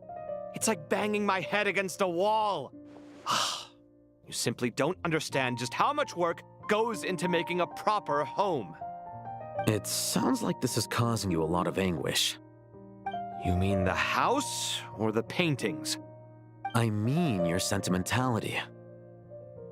Oh, well, yes. But I'd rather not dwell on such things right now. Generally speaking, when anguish becomes the norm, people usually make an attempt to improve their situation. But there are so many people and things in life that are difficult to change. It's not like you can force them. Besides, anguish can be a source of inspiration. And I'm not sure I could break my reliance on it. I'm glad you're able to make yourself think like that. What kind of a response is that? I was stating a profound truth about the very nature of art. Suffering is the cradle of all creation. Even you can't deny that. And I wasn't trying to. I'm just happy for you. Pure and simple. Can't you tell? Happy about what? Happy that you can always find an answer that backs up your views. You... More often than not, life is a process of running into problems and then searching for answers. Yours more than most. Not everyone's so good at justifying things to themselves. It's something that you've been steadily mastering. Huh. What about you, then? What skills have you been mastering lately? Pass me that box. Huh? Okay. You may consider this my progress on the path to mastery. What? Wait a second. Isn't that box mine? Hey, it is. It must have fallen off that shelf. I'll hate them. Those are my paints and inks. Would you like me to put it in your bedroom for you? Huh? I mean, sure, if you don't mind. What kind of progress is this? Does he think he can bribe me? Not that giving me back my own things is much of a bribe. These books on the floor, they're a complete mess. And this one, didn't he say it was an out-of-print collectible? It's completely covered in dust, and some of its pages have even fallen out. Ugh, guess I should help him repair it. This one too. And this one.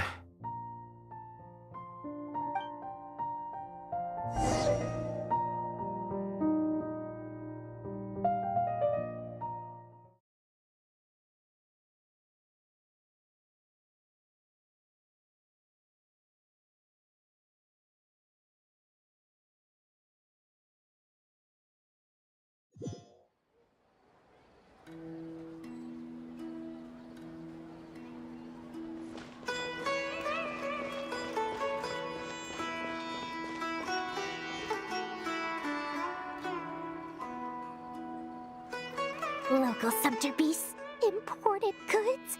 Such a bright future ahead! I can picture the Mora just rolling in.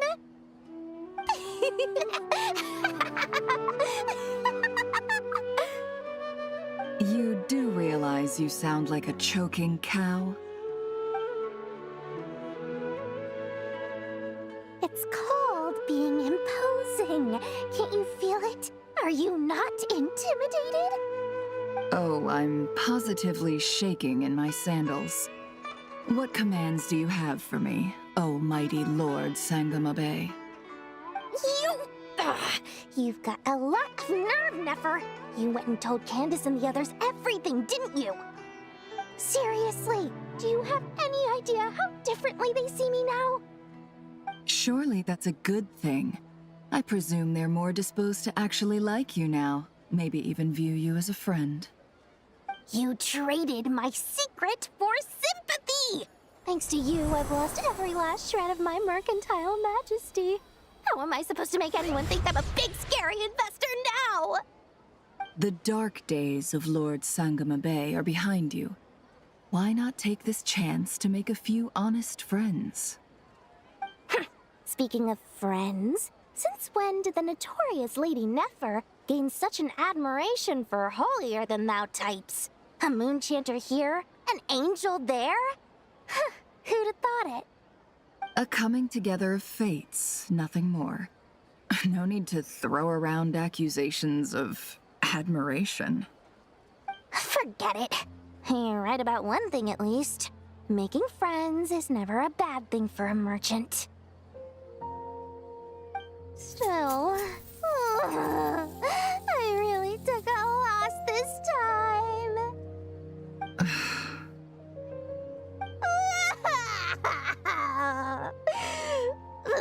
What are you looking at?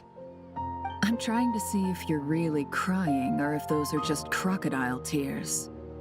A little birdie told me that when Lord Sangamabe makes money, the tears flow from the center of her eyes.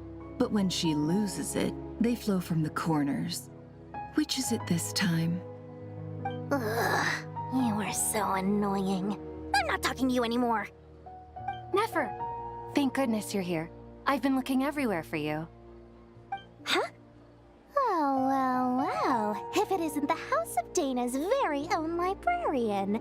What can I offer you today, Miss Katayun? Oh, no. I'm not here to buy.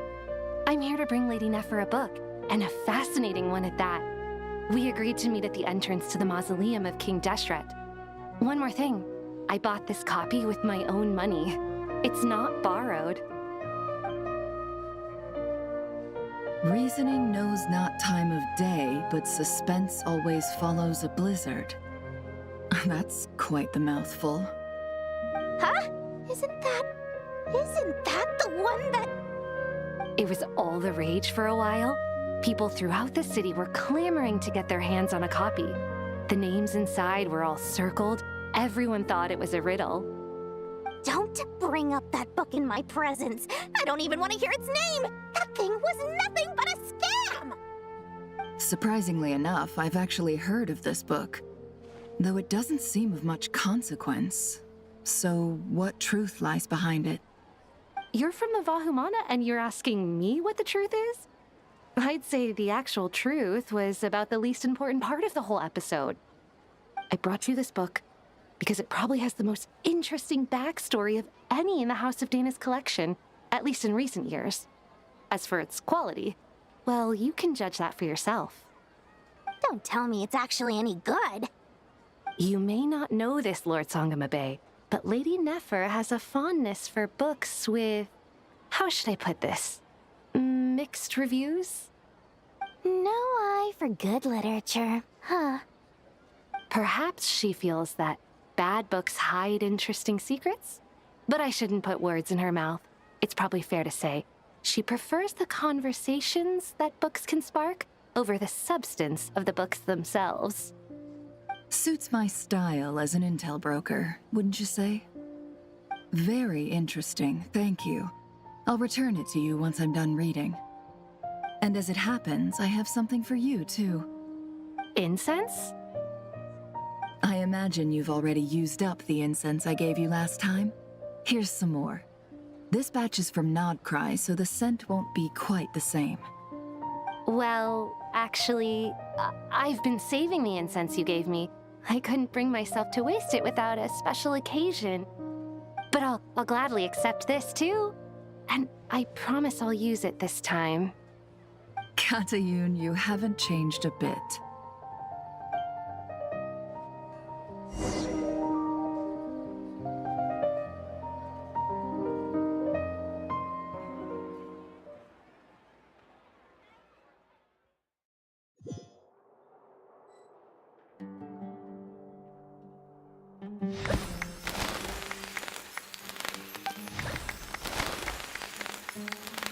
Congratulations, Kale.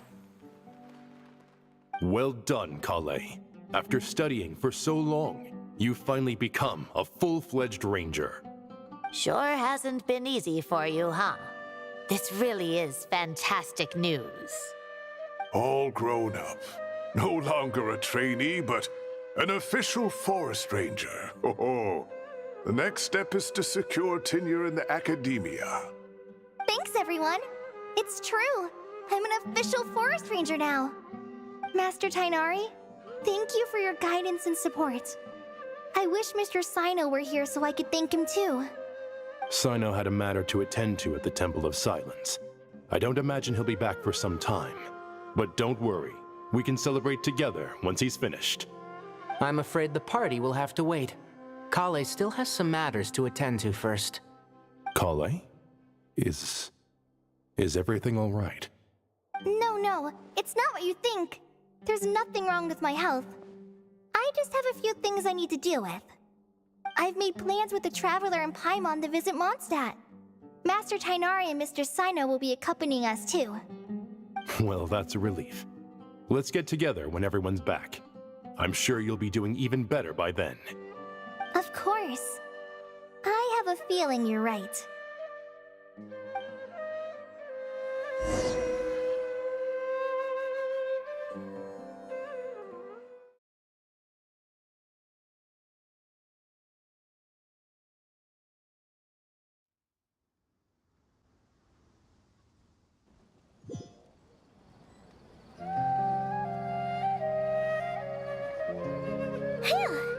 After all that catching up on sleep and food, Paimon's feeling full of vim and vigor again. For someone who spends so much time resting, your recovery routine is surprisingly simple. Hey! Paimon's been working her butt off too, you know. She flew all over the city helping everyone out. Don't worry, I saw how hard you worked. All right, we all know you're the most hardworking person in Tavad. As long as you're rested and full, that's what really matters. Paimon's been looking around the place, and it seems like the city's already on the mend. But Paimon's been wondering how Nahita's doing. We should check in on her.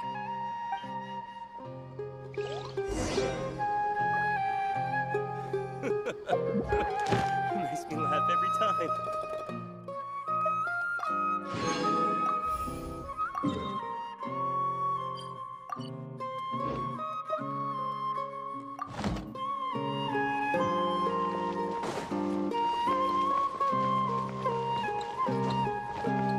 Ad Astra Ab.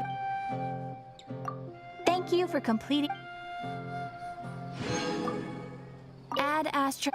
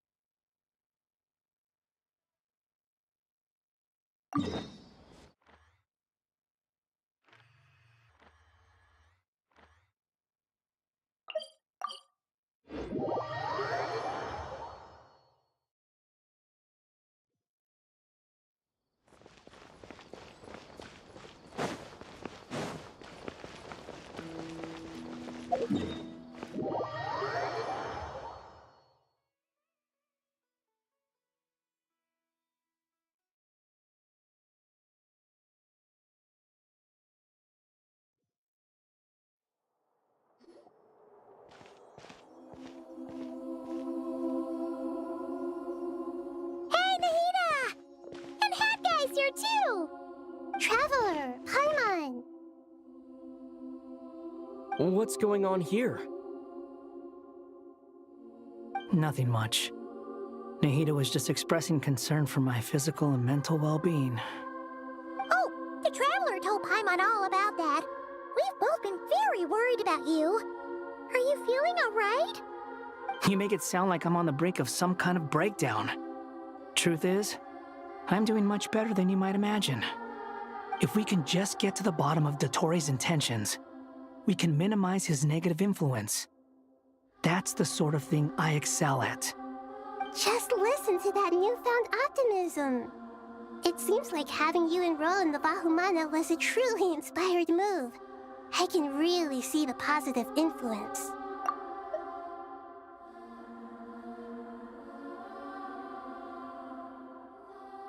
Observe, a classic Sumeru specialty. Chalking everything up to education and learning. To be honest, even I can sense the change in you. Everything Dottore said to you was a way to manipulate your mind. Fortunately, you're no longer under his sway. Can someone as old as me really continue to grow? If it helps, just think of yourself as a late bloomer. It's all a matter of phrasing, and it comes down to what standards you measure yourself by. For a puppet, developing at such an age is perfectly normal. But if you choose to call yourself a late bloomer, it sounds more like you consider yourself human. However you see yourself, well done. All right, I see what you mean. Anyway, what's your next step? What else can I do but complete my current courses? Everything else can wait. Anyway, that's enough chit-chat. There are still things in the city I need to help out with. I'll be heading there now.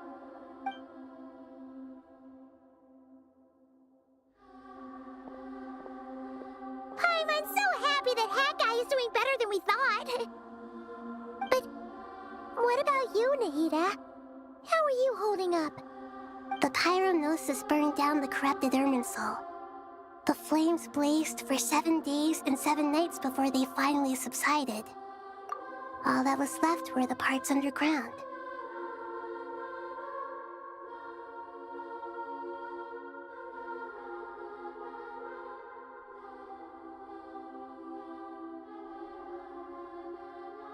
Now, Aru shoulders the responsibilities that once belonged to Irminsul.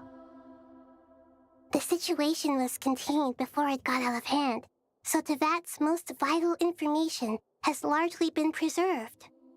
Irminsul has a strong influence over you, doesn't it?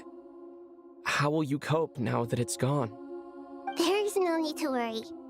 Thanks to Nicole's extraordinary talents, my connection to Irminsul has been severed and transposed onto Aru.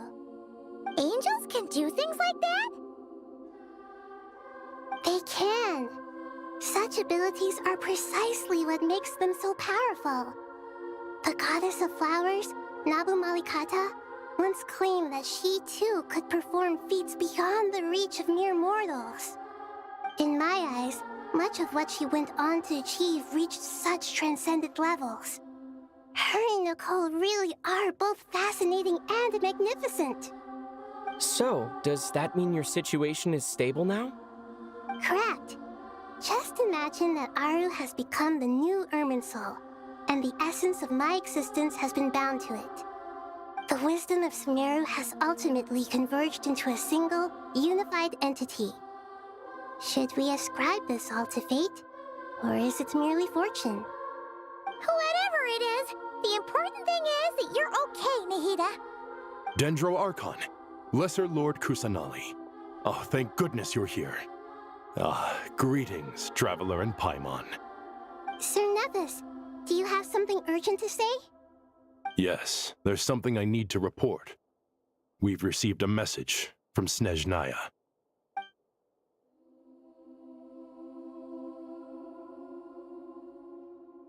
The Fatui Harbinger, the Rooster, sends us his sympathies, along with all the usual pleasantries. His stance is that, following the unrest and Nod Cry, Dottore was subjected to internal censure. This madness was the act of a rogue element, one who cannot be seen to represent the Zapoliarny Palace. No less than can be expected. Snezhnaya paid a heavy price working to stop him. They even lost one of their own harbingers. The letter goes on to say that even so, Snezhnaya cannot claim to be blameless. Apparently, they will deal with Dottore subordinates in accordance with Snezhnayan law, holding all those involved in his crimes accountable. Additionally, they are supplying relief funds and supplies, which are already en route. They hope this will aid in Sumeru's reconstruction. Sounds like he's got an answer for everything. True. But as diplomatic rhetoric goes, it's highly effective. Completely watertight, both in logic and sentiment. This disaster has had a profound impact on Sumeru. There is much that I will keep in my heart. The matter of Dottore can be seen as settled for now. We are sure to cross paths again in the future, and in that light, Snezhnaya would do well to uphold their responsibilities and keep a tight rein over their actions. With Irminsul burned, the flow of fate now carries many more possibilities. I will be watching carefully. Perhaps we can move on to a less serious matter? Dendro Archon, will you eat with us once this matter is dealt with? Everyone wishes to celebrate together. Your presence would be most welcome. Of course! Junior Zod, Sino, and Hypatia all told me the same thing. If there isn't enough room for everyone, we can arrange back-to-back feasts. What a wonderful idea. That just leaves the question of what we should eat. Not more tomatoes, surely. More? Dendro Archon, what do you mean by more tomatoes? Those good friends of yours are always talking about tomatoes. Sometimes when I'm walking through the city, I can even hear them arguing in the fields. Since you see them so often, you must hear about tomatoes even more than I do. Tomatoes. Tomatoes. The word has a certain magic to it. Like the autumn fur of a sumpter beast swirling in the wind, sometimes flying up my nose. Tomatoes. What can we make with tomatoes? Wait, why tomatoes? Take your time, there's no need to rush. The Traveler, Paimon, and I still have somewhere we need to visit. You'll have plenty of time to think it over before I return. Does this mean you're going to Natlan? Meeting them there in person. It will require a long journey. I know. But this is necessary. I must go myself. Traveler, Paimon, we'll set off as soon as you're ready. Is that all right? Sure. We'll be ready whenever you are. You'll hear no objections from Paimon. We should grab some snacks along the way, though. It'll be just like going on a long holiday. Wonderful. I'm looking forward to this so much.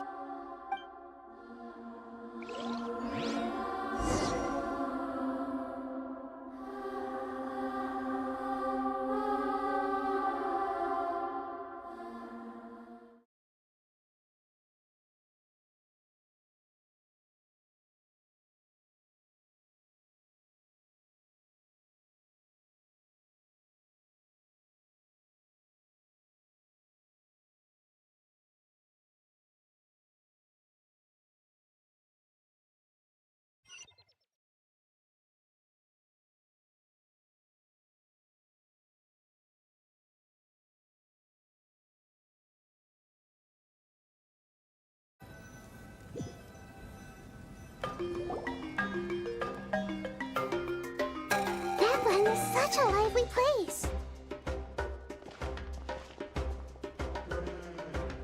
It's super cheerful and positive, too.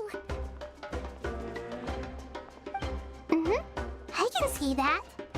There are people outside exercising at all hours. Such a healthy way of life.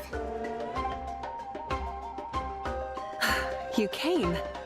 Welcome, welcome. You must be hungry from your journey. Would you like something to eat? Oh, thanks, but no thanks. We've been eating the whole way here.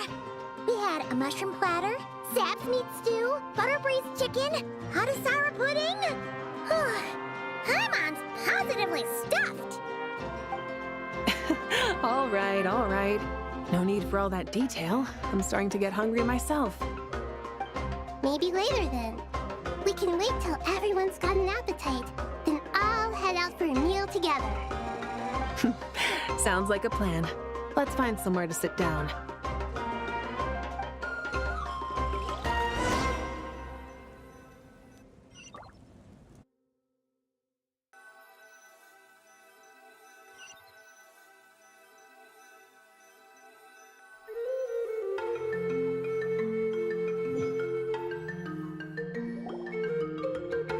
I should tell you, I already have some sense of why you've come. Why's that, Malika? To say thank you. Your senses are spot on. But on top of that, we also feel guilty. Because the pyronosis has vanished? I sensed its loss. Perhaps the pyronosis's disappearance is simply a knock-on effect of the impact it's had on a certain strand of fate. There's no need to feel guilty. We were clear that this time there was to be no returning, only giving, pure and simple. Thank you really is a fascinating phrase. We use it to express gratitude for the smallest of things. Yet, when faced with a kindness too immense to describe, we use exactly the same words.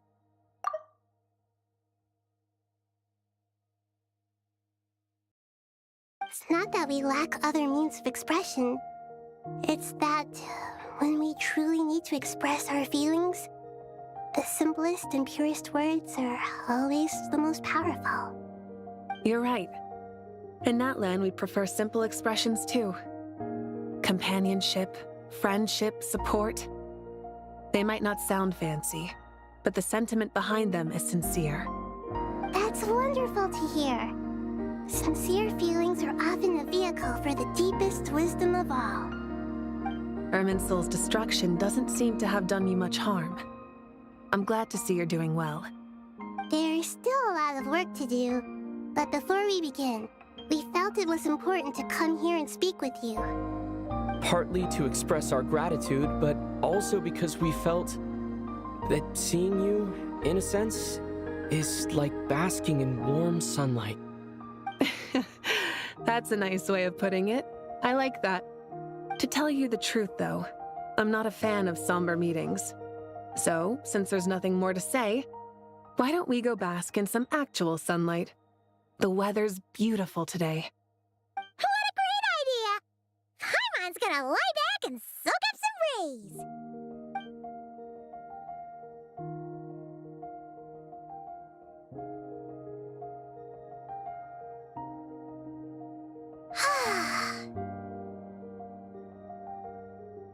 In that case, I think I'll lie down for a bit too before we head to our next stop. And where might that be? Mondstadt. Paimon and I are gonna head back there with Kale and the gang. Long ago, I sensed that the god remains inside Kale had come from the goddess of flowers, but I kept it a secret. Those remains weren't hurting Kale, not as she is now. They simply exist. Besides, I could sense a deep yearning within her.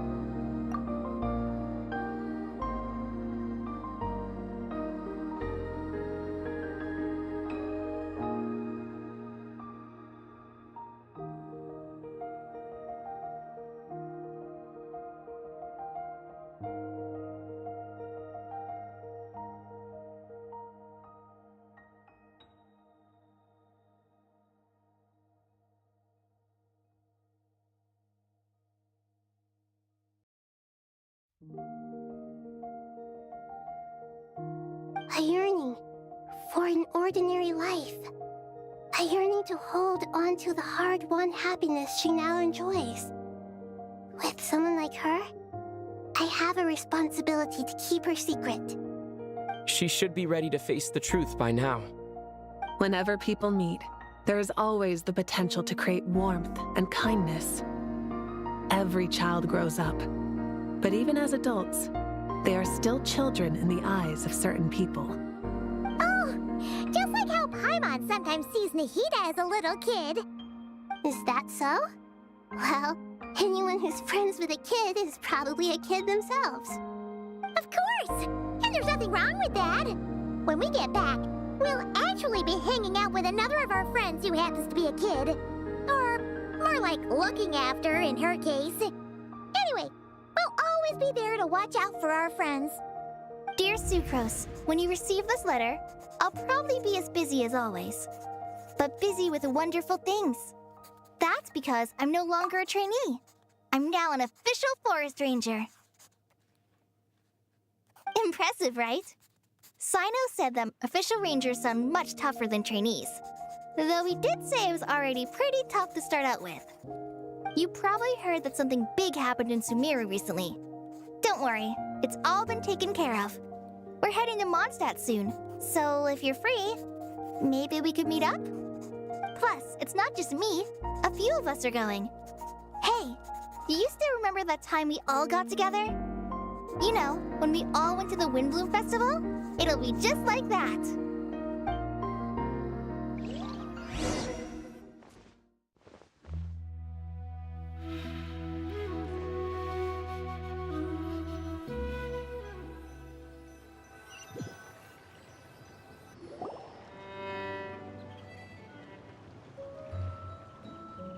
Tainari, is that... Don't you say it! Is that the great Vayu-Vyastra?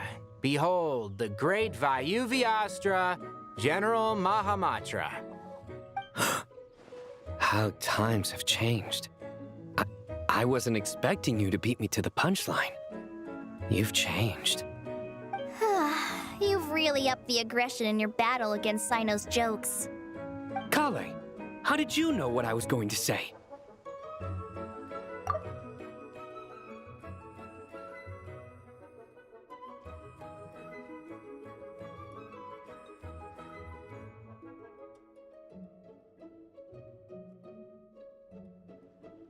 For the love of... Hey!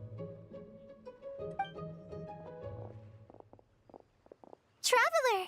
Paimon! You're right on time! I hope we haven't kept you waiting. Kalei!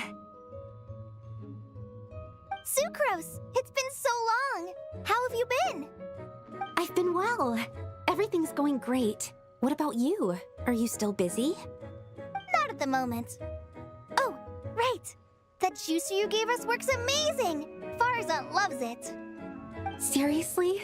That's wonderful. I don't suppose you drew up a detailed test report. Oh, what fruits did you use? How's the texture of the final product? Sucrose, you might want to try asking your questions one at a time. Albedo! Paimon didn't see you there! It's been a while since all of us were together like this. How about we follow the same plan as last time? Good idea, my friend. You never disappoint. So, what are your identities this time? Don't remind him. First things first. Allow me to introduce our very own official Forest Ranger Kale. The rest of us are simply her humble travel companions. This sounds like one of those mushy stories that gets people hooked on some corny, heartwarming premise. Oh, is our story not heartwarming? If I recall correctly, there was even a scene like this in King of Invocations. Besides being heartwarming, our story's also about tough, impressive-sounding job titles. At least that's what I think.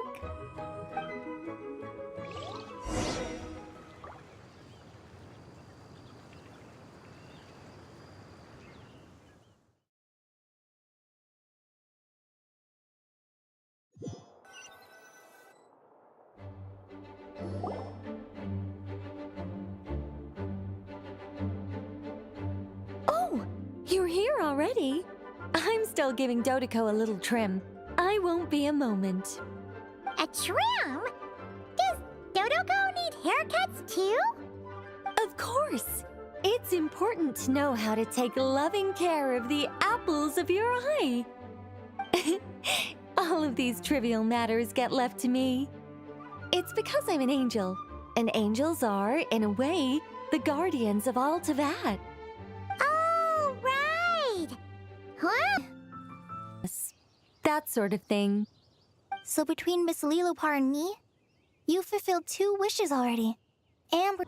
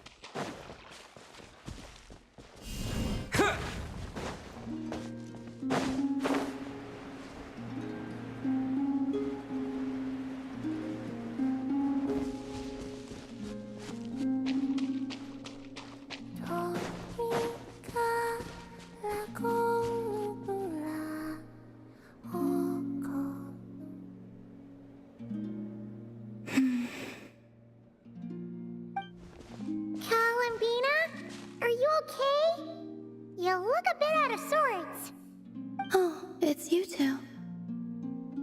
I'm all right.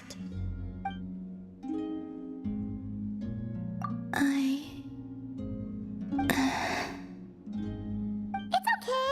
Just tell us. Even if it's something small, you'll feel much better once it's off your chest. I would like to try a drink from the tavern. What?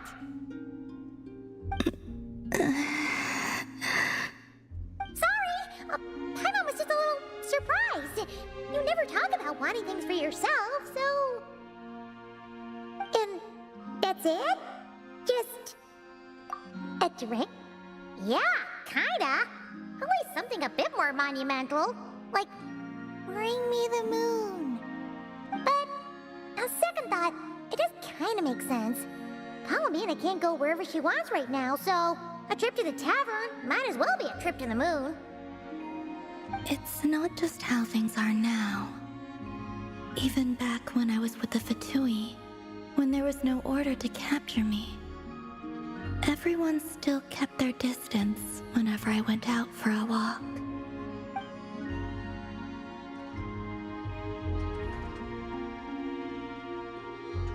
Wait a sec. Come to think of it, maybe this isn't as hard as Paimon first thought. A tavern is kinda out of the question, but a drink? Now that we can do. The Travelers got this. Really? But don't set your expectations too high. Flavor. I don't have much experience ordering drinks, so I'm not sure where to start. Perhaps something that isn't too... heavy? What do you mean by heavy? heavy like a Fatui overcoat. That comparison makes it even more confusing. Okay. Whatever you think.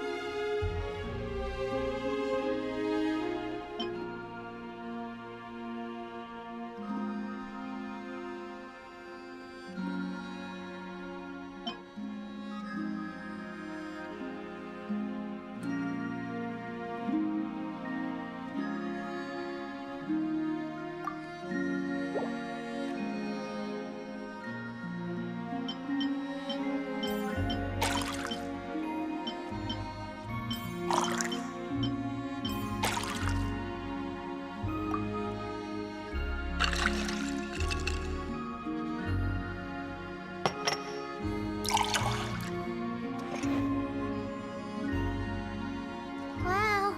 Even Paimon wants to try a glass of that.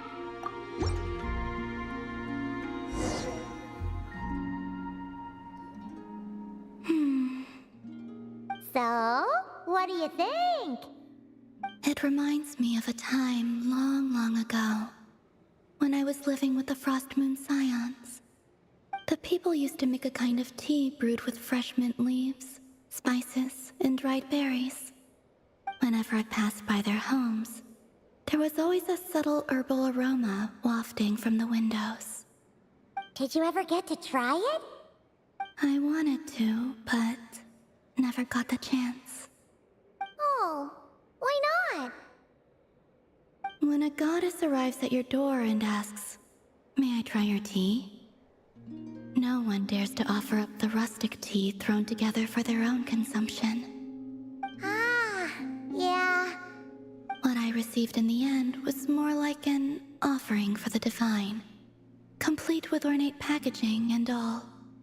Not that it tasted bad per se, but it was missing that sense of home. The flavor is delightful. Though I must say, the idea of adding milk seems quite unorthodox to me. Ah, well, this is a Mondstadt recipe. People love adding milk, cream, and sugar to their tea over there. It's novel, but in a good way. Phew, glad you like it. Thank you. It seems moonlight is not the only medium through which one can glimpse the past. Even something as simple as the aroma of a drink can bring back long-forgotten memories.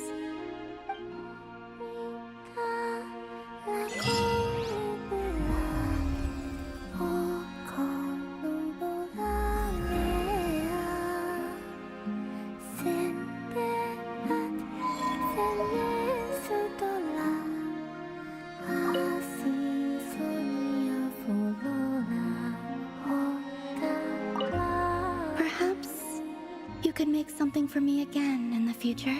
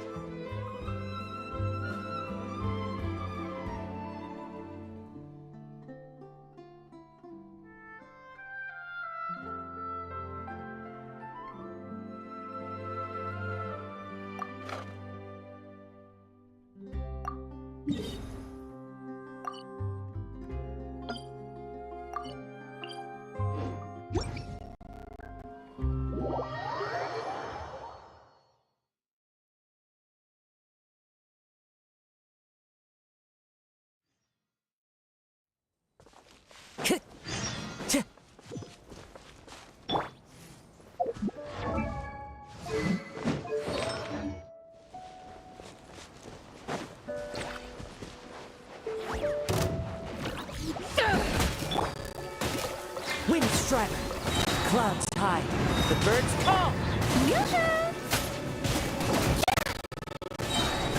Let my name echo in song! Huh! Stay put! To ashes!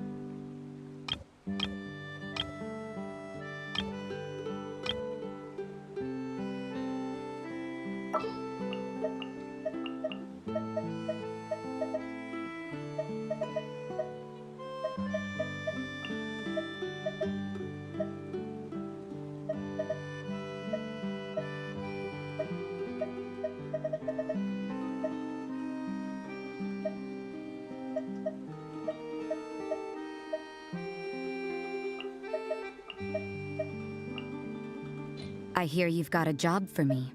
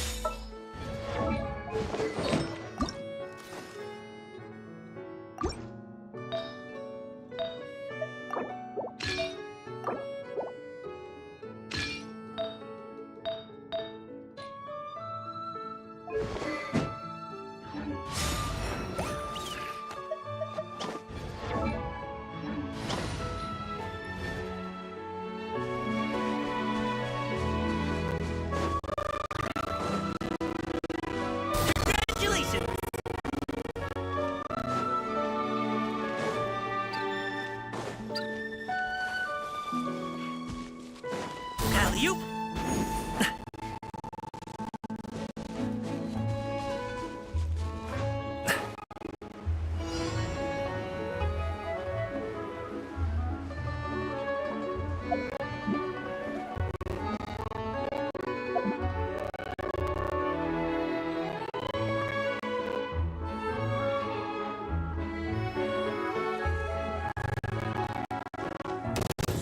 Trouble's kicking me off!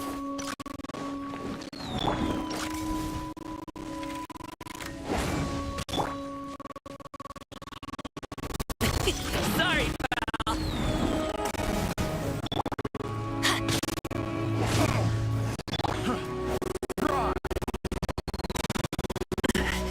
The feeling's mutual.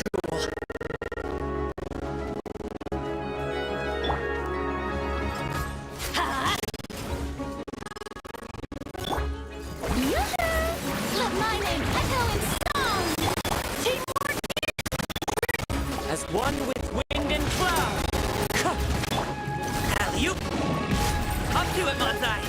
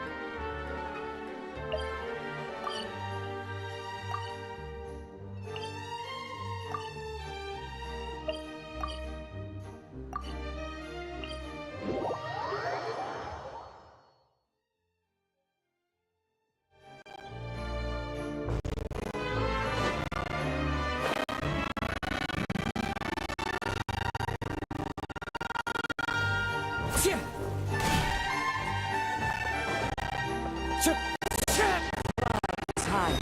The birds come!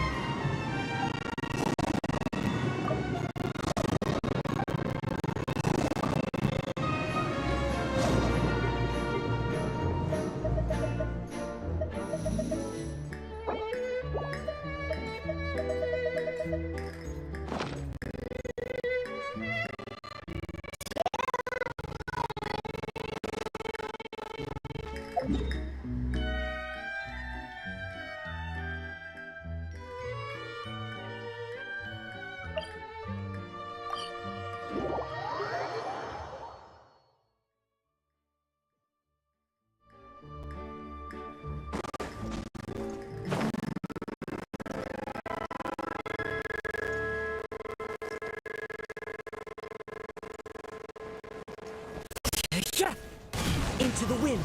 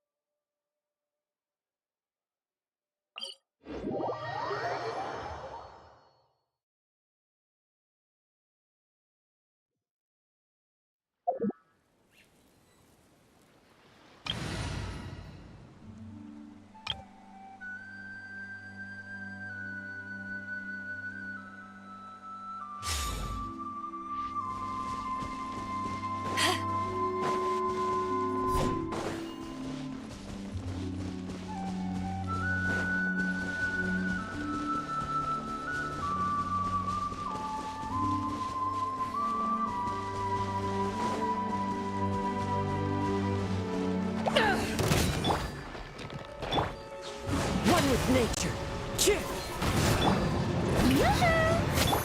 You play. You're...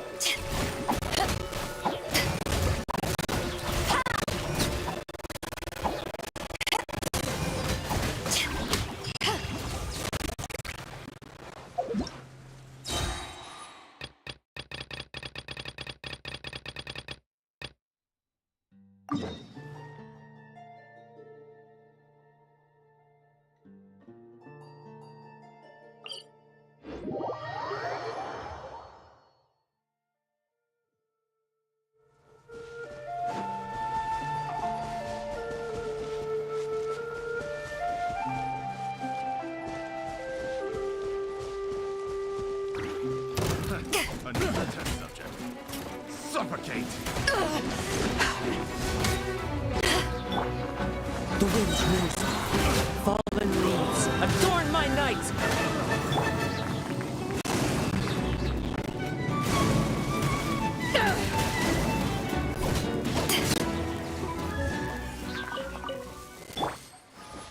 Into the wind.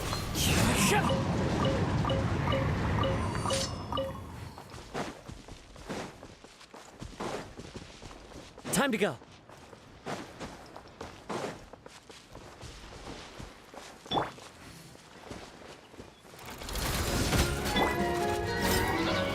One with nature.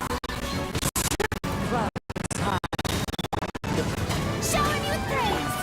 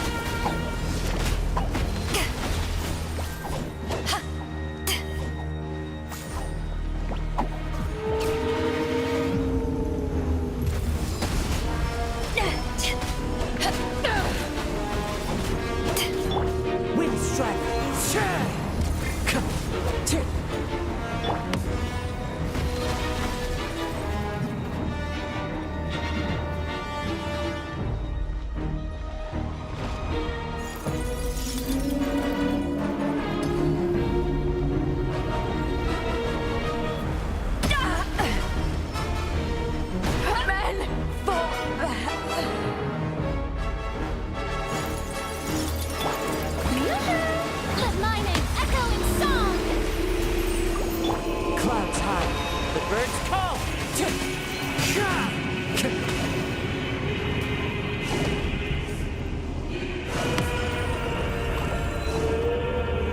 The wind's raising.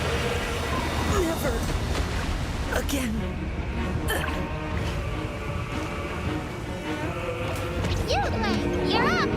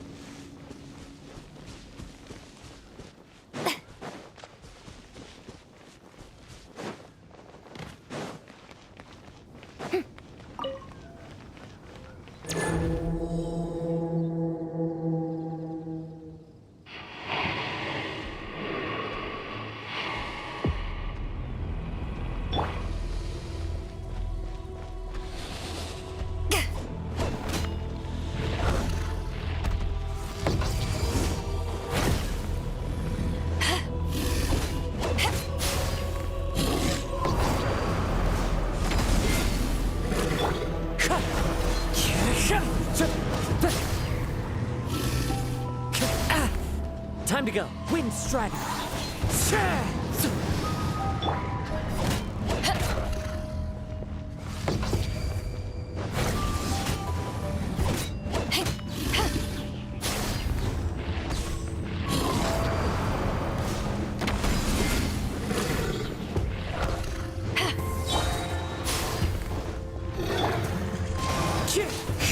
Fallen leaves, adorn my night! Stop that! Strike a pose! Let the world come alive! Ready, go! Don't be scared! Power that isn't touched on!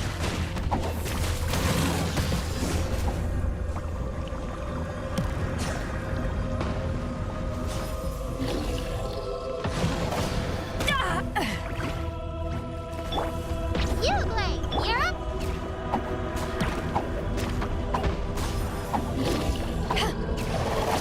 Crew, set sail for home.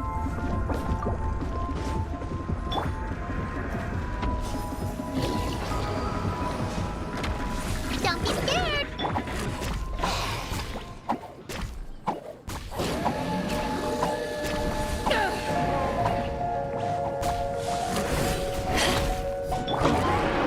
One with nature. Clouds high, the birds come! How dare you! Let my name echo in song! Stay put!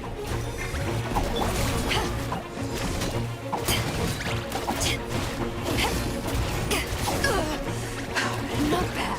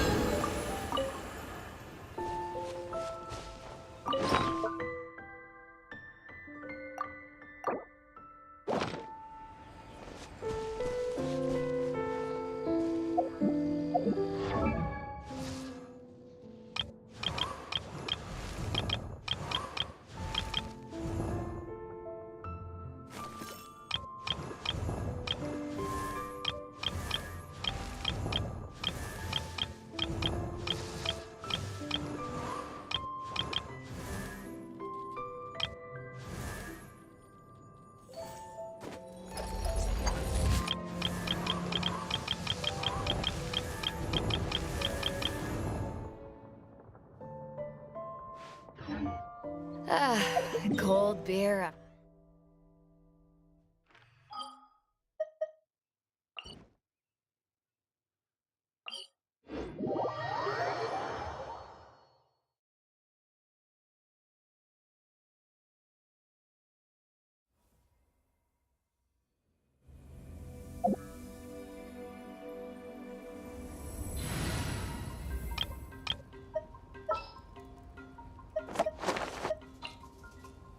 There's still a long road.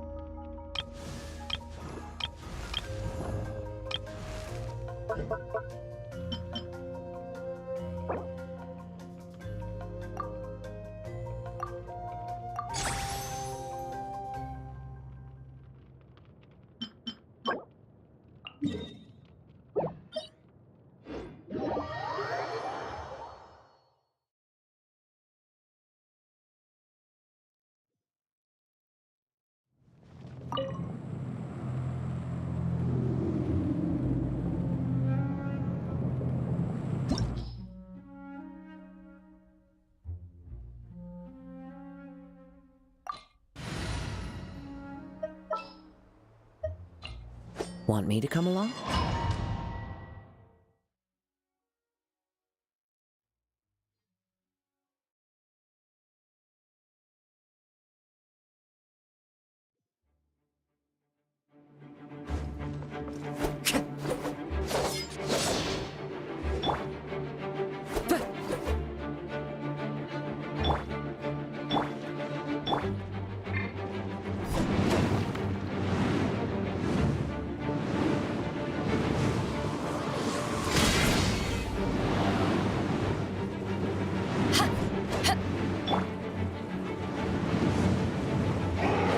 Strike a pose!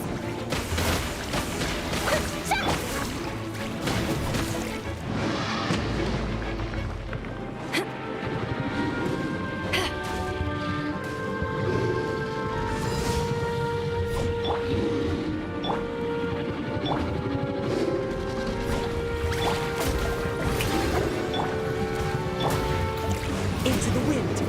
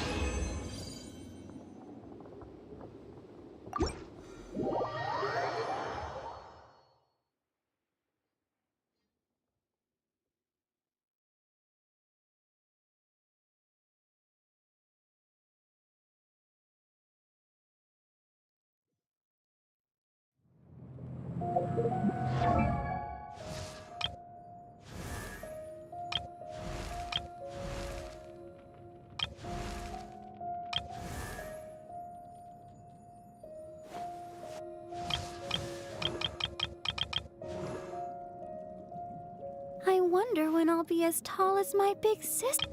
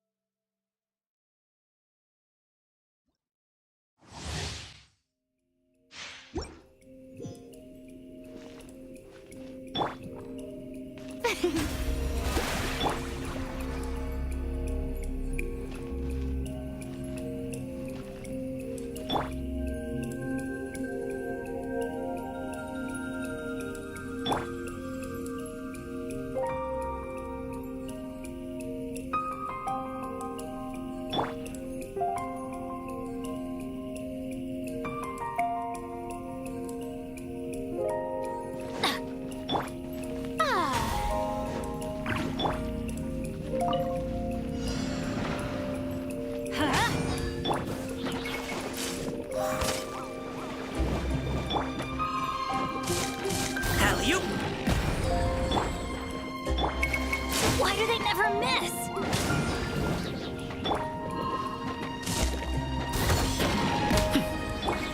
Adventure time! Let's light it up!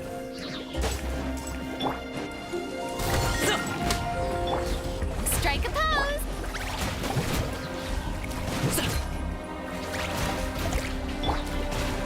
Yeah! Off we go! Huh?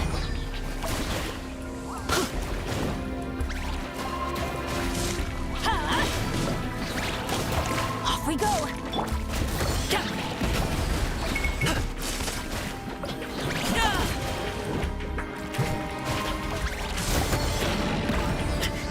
No pain, no gain.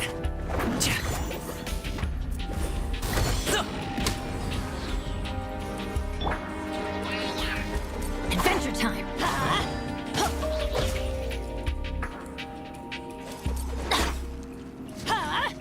Out of the way! Why do they never miss?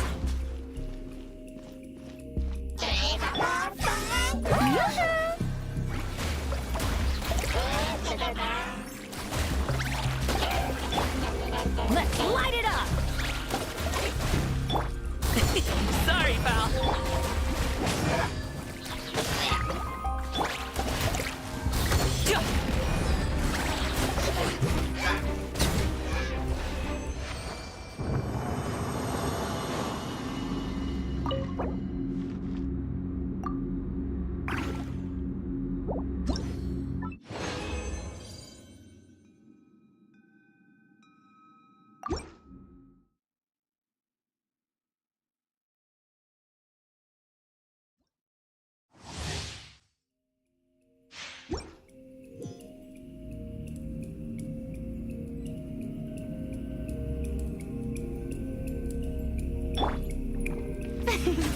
May I present?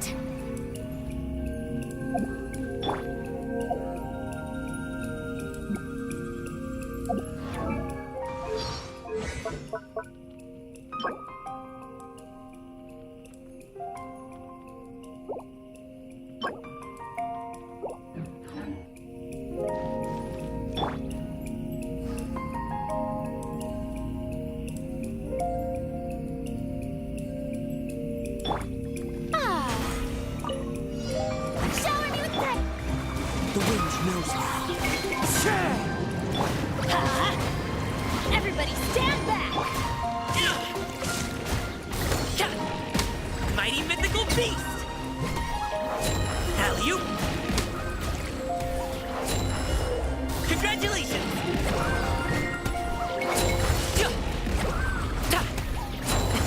Sorry, pal. Let's light it up!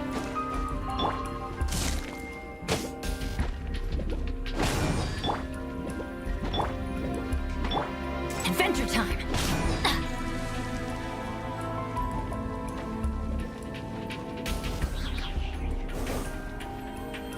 Congratulations!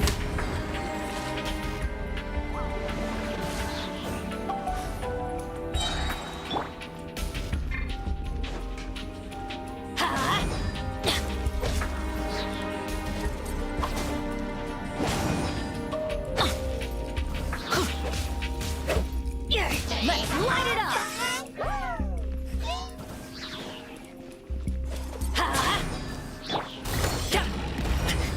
No pain, no gain.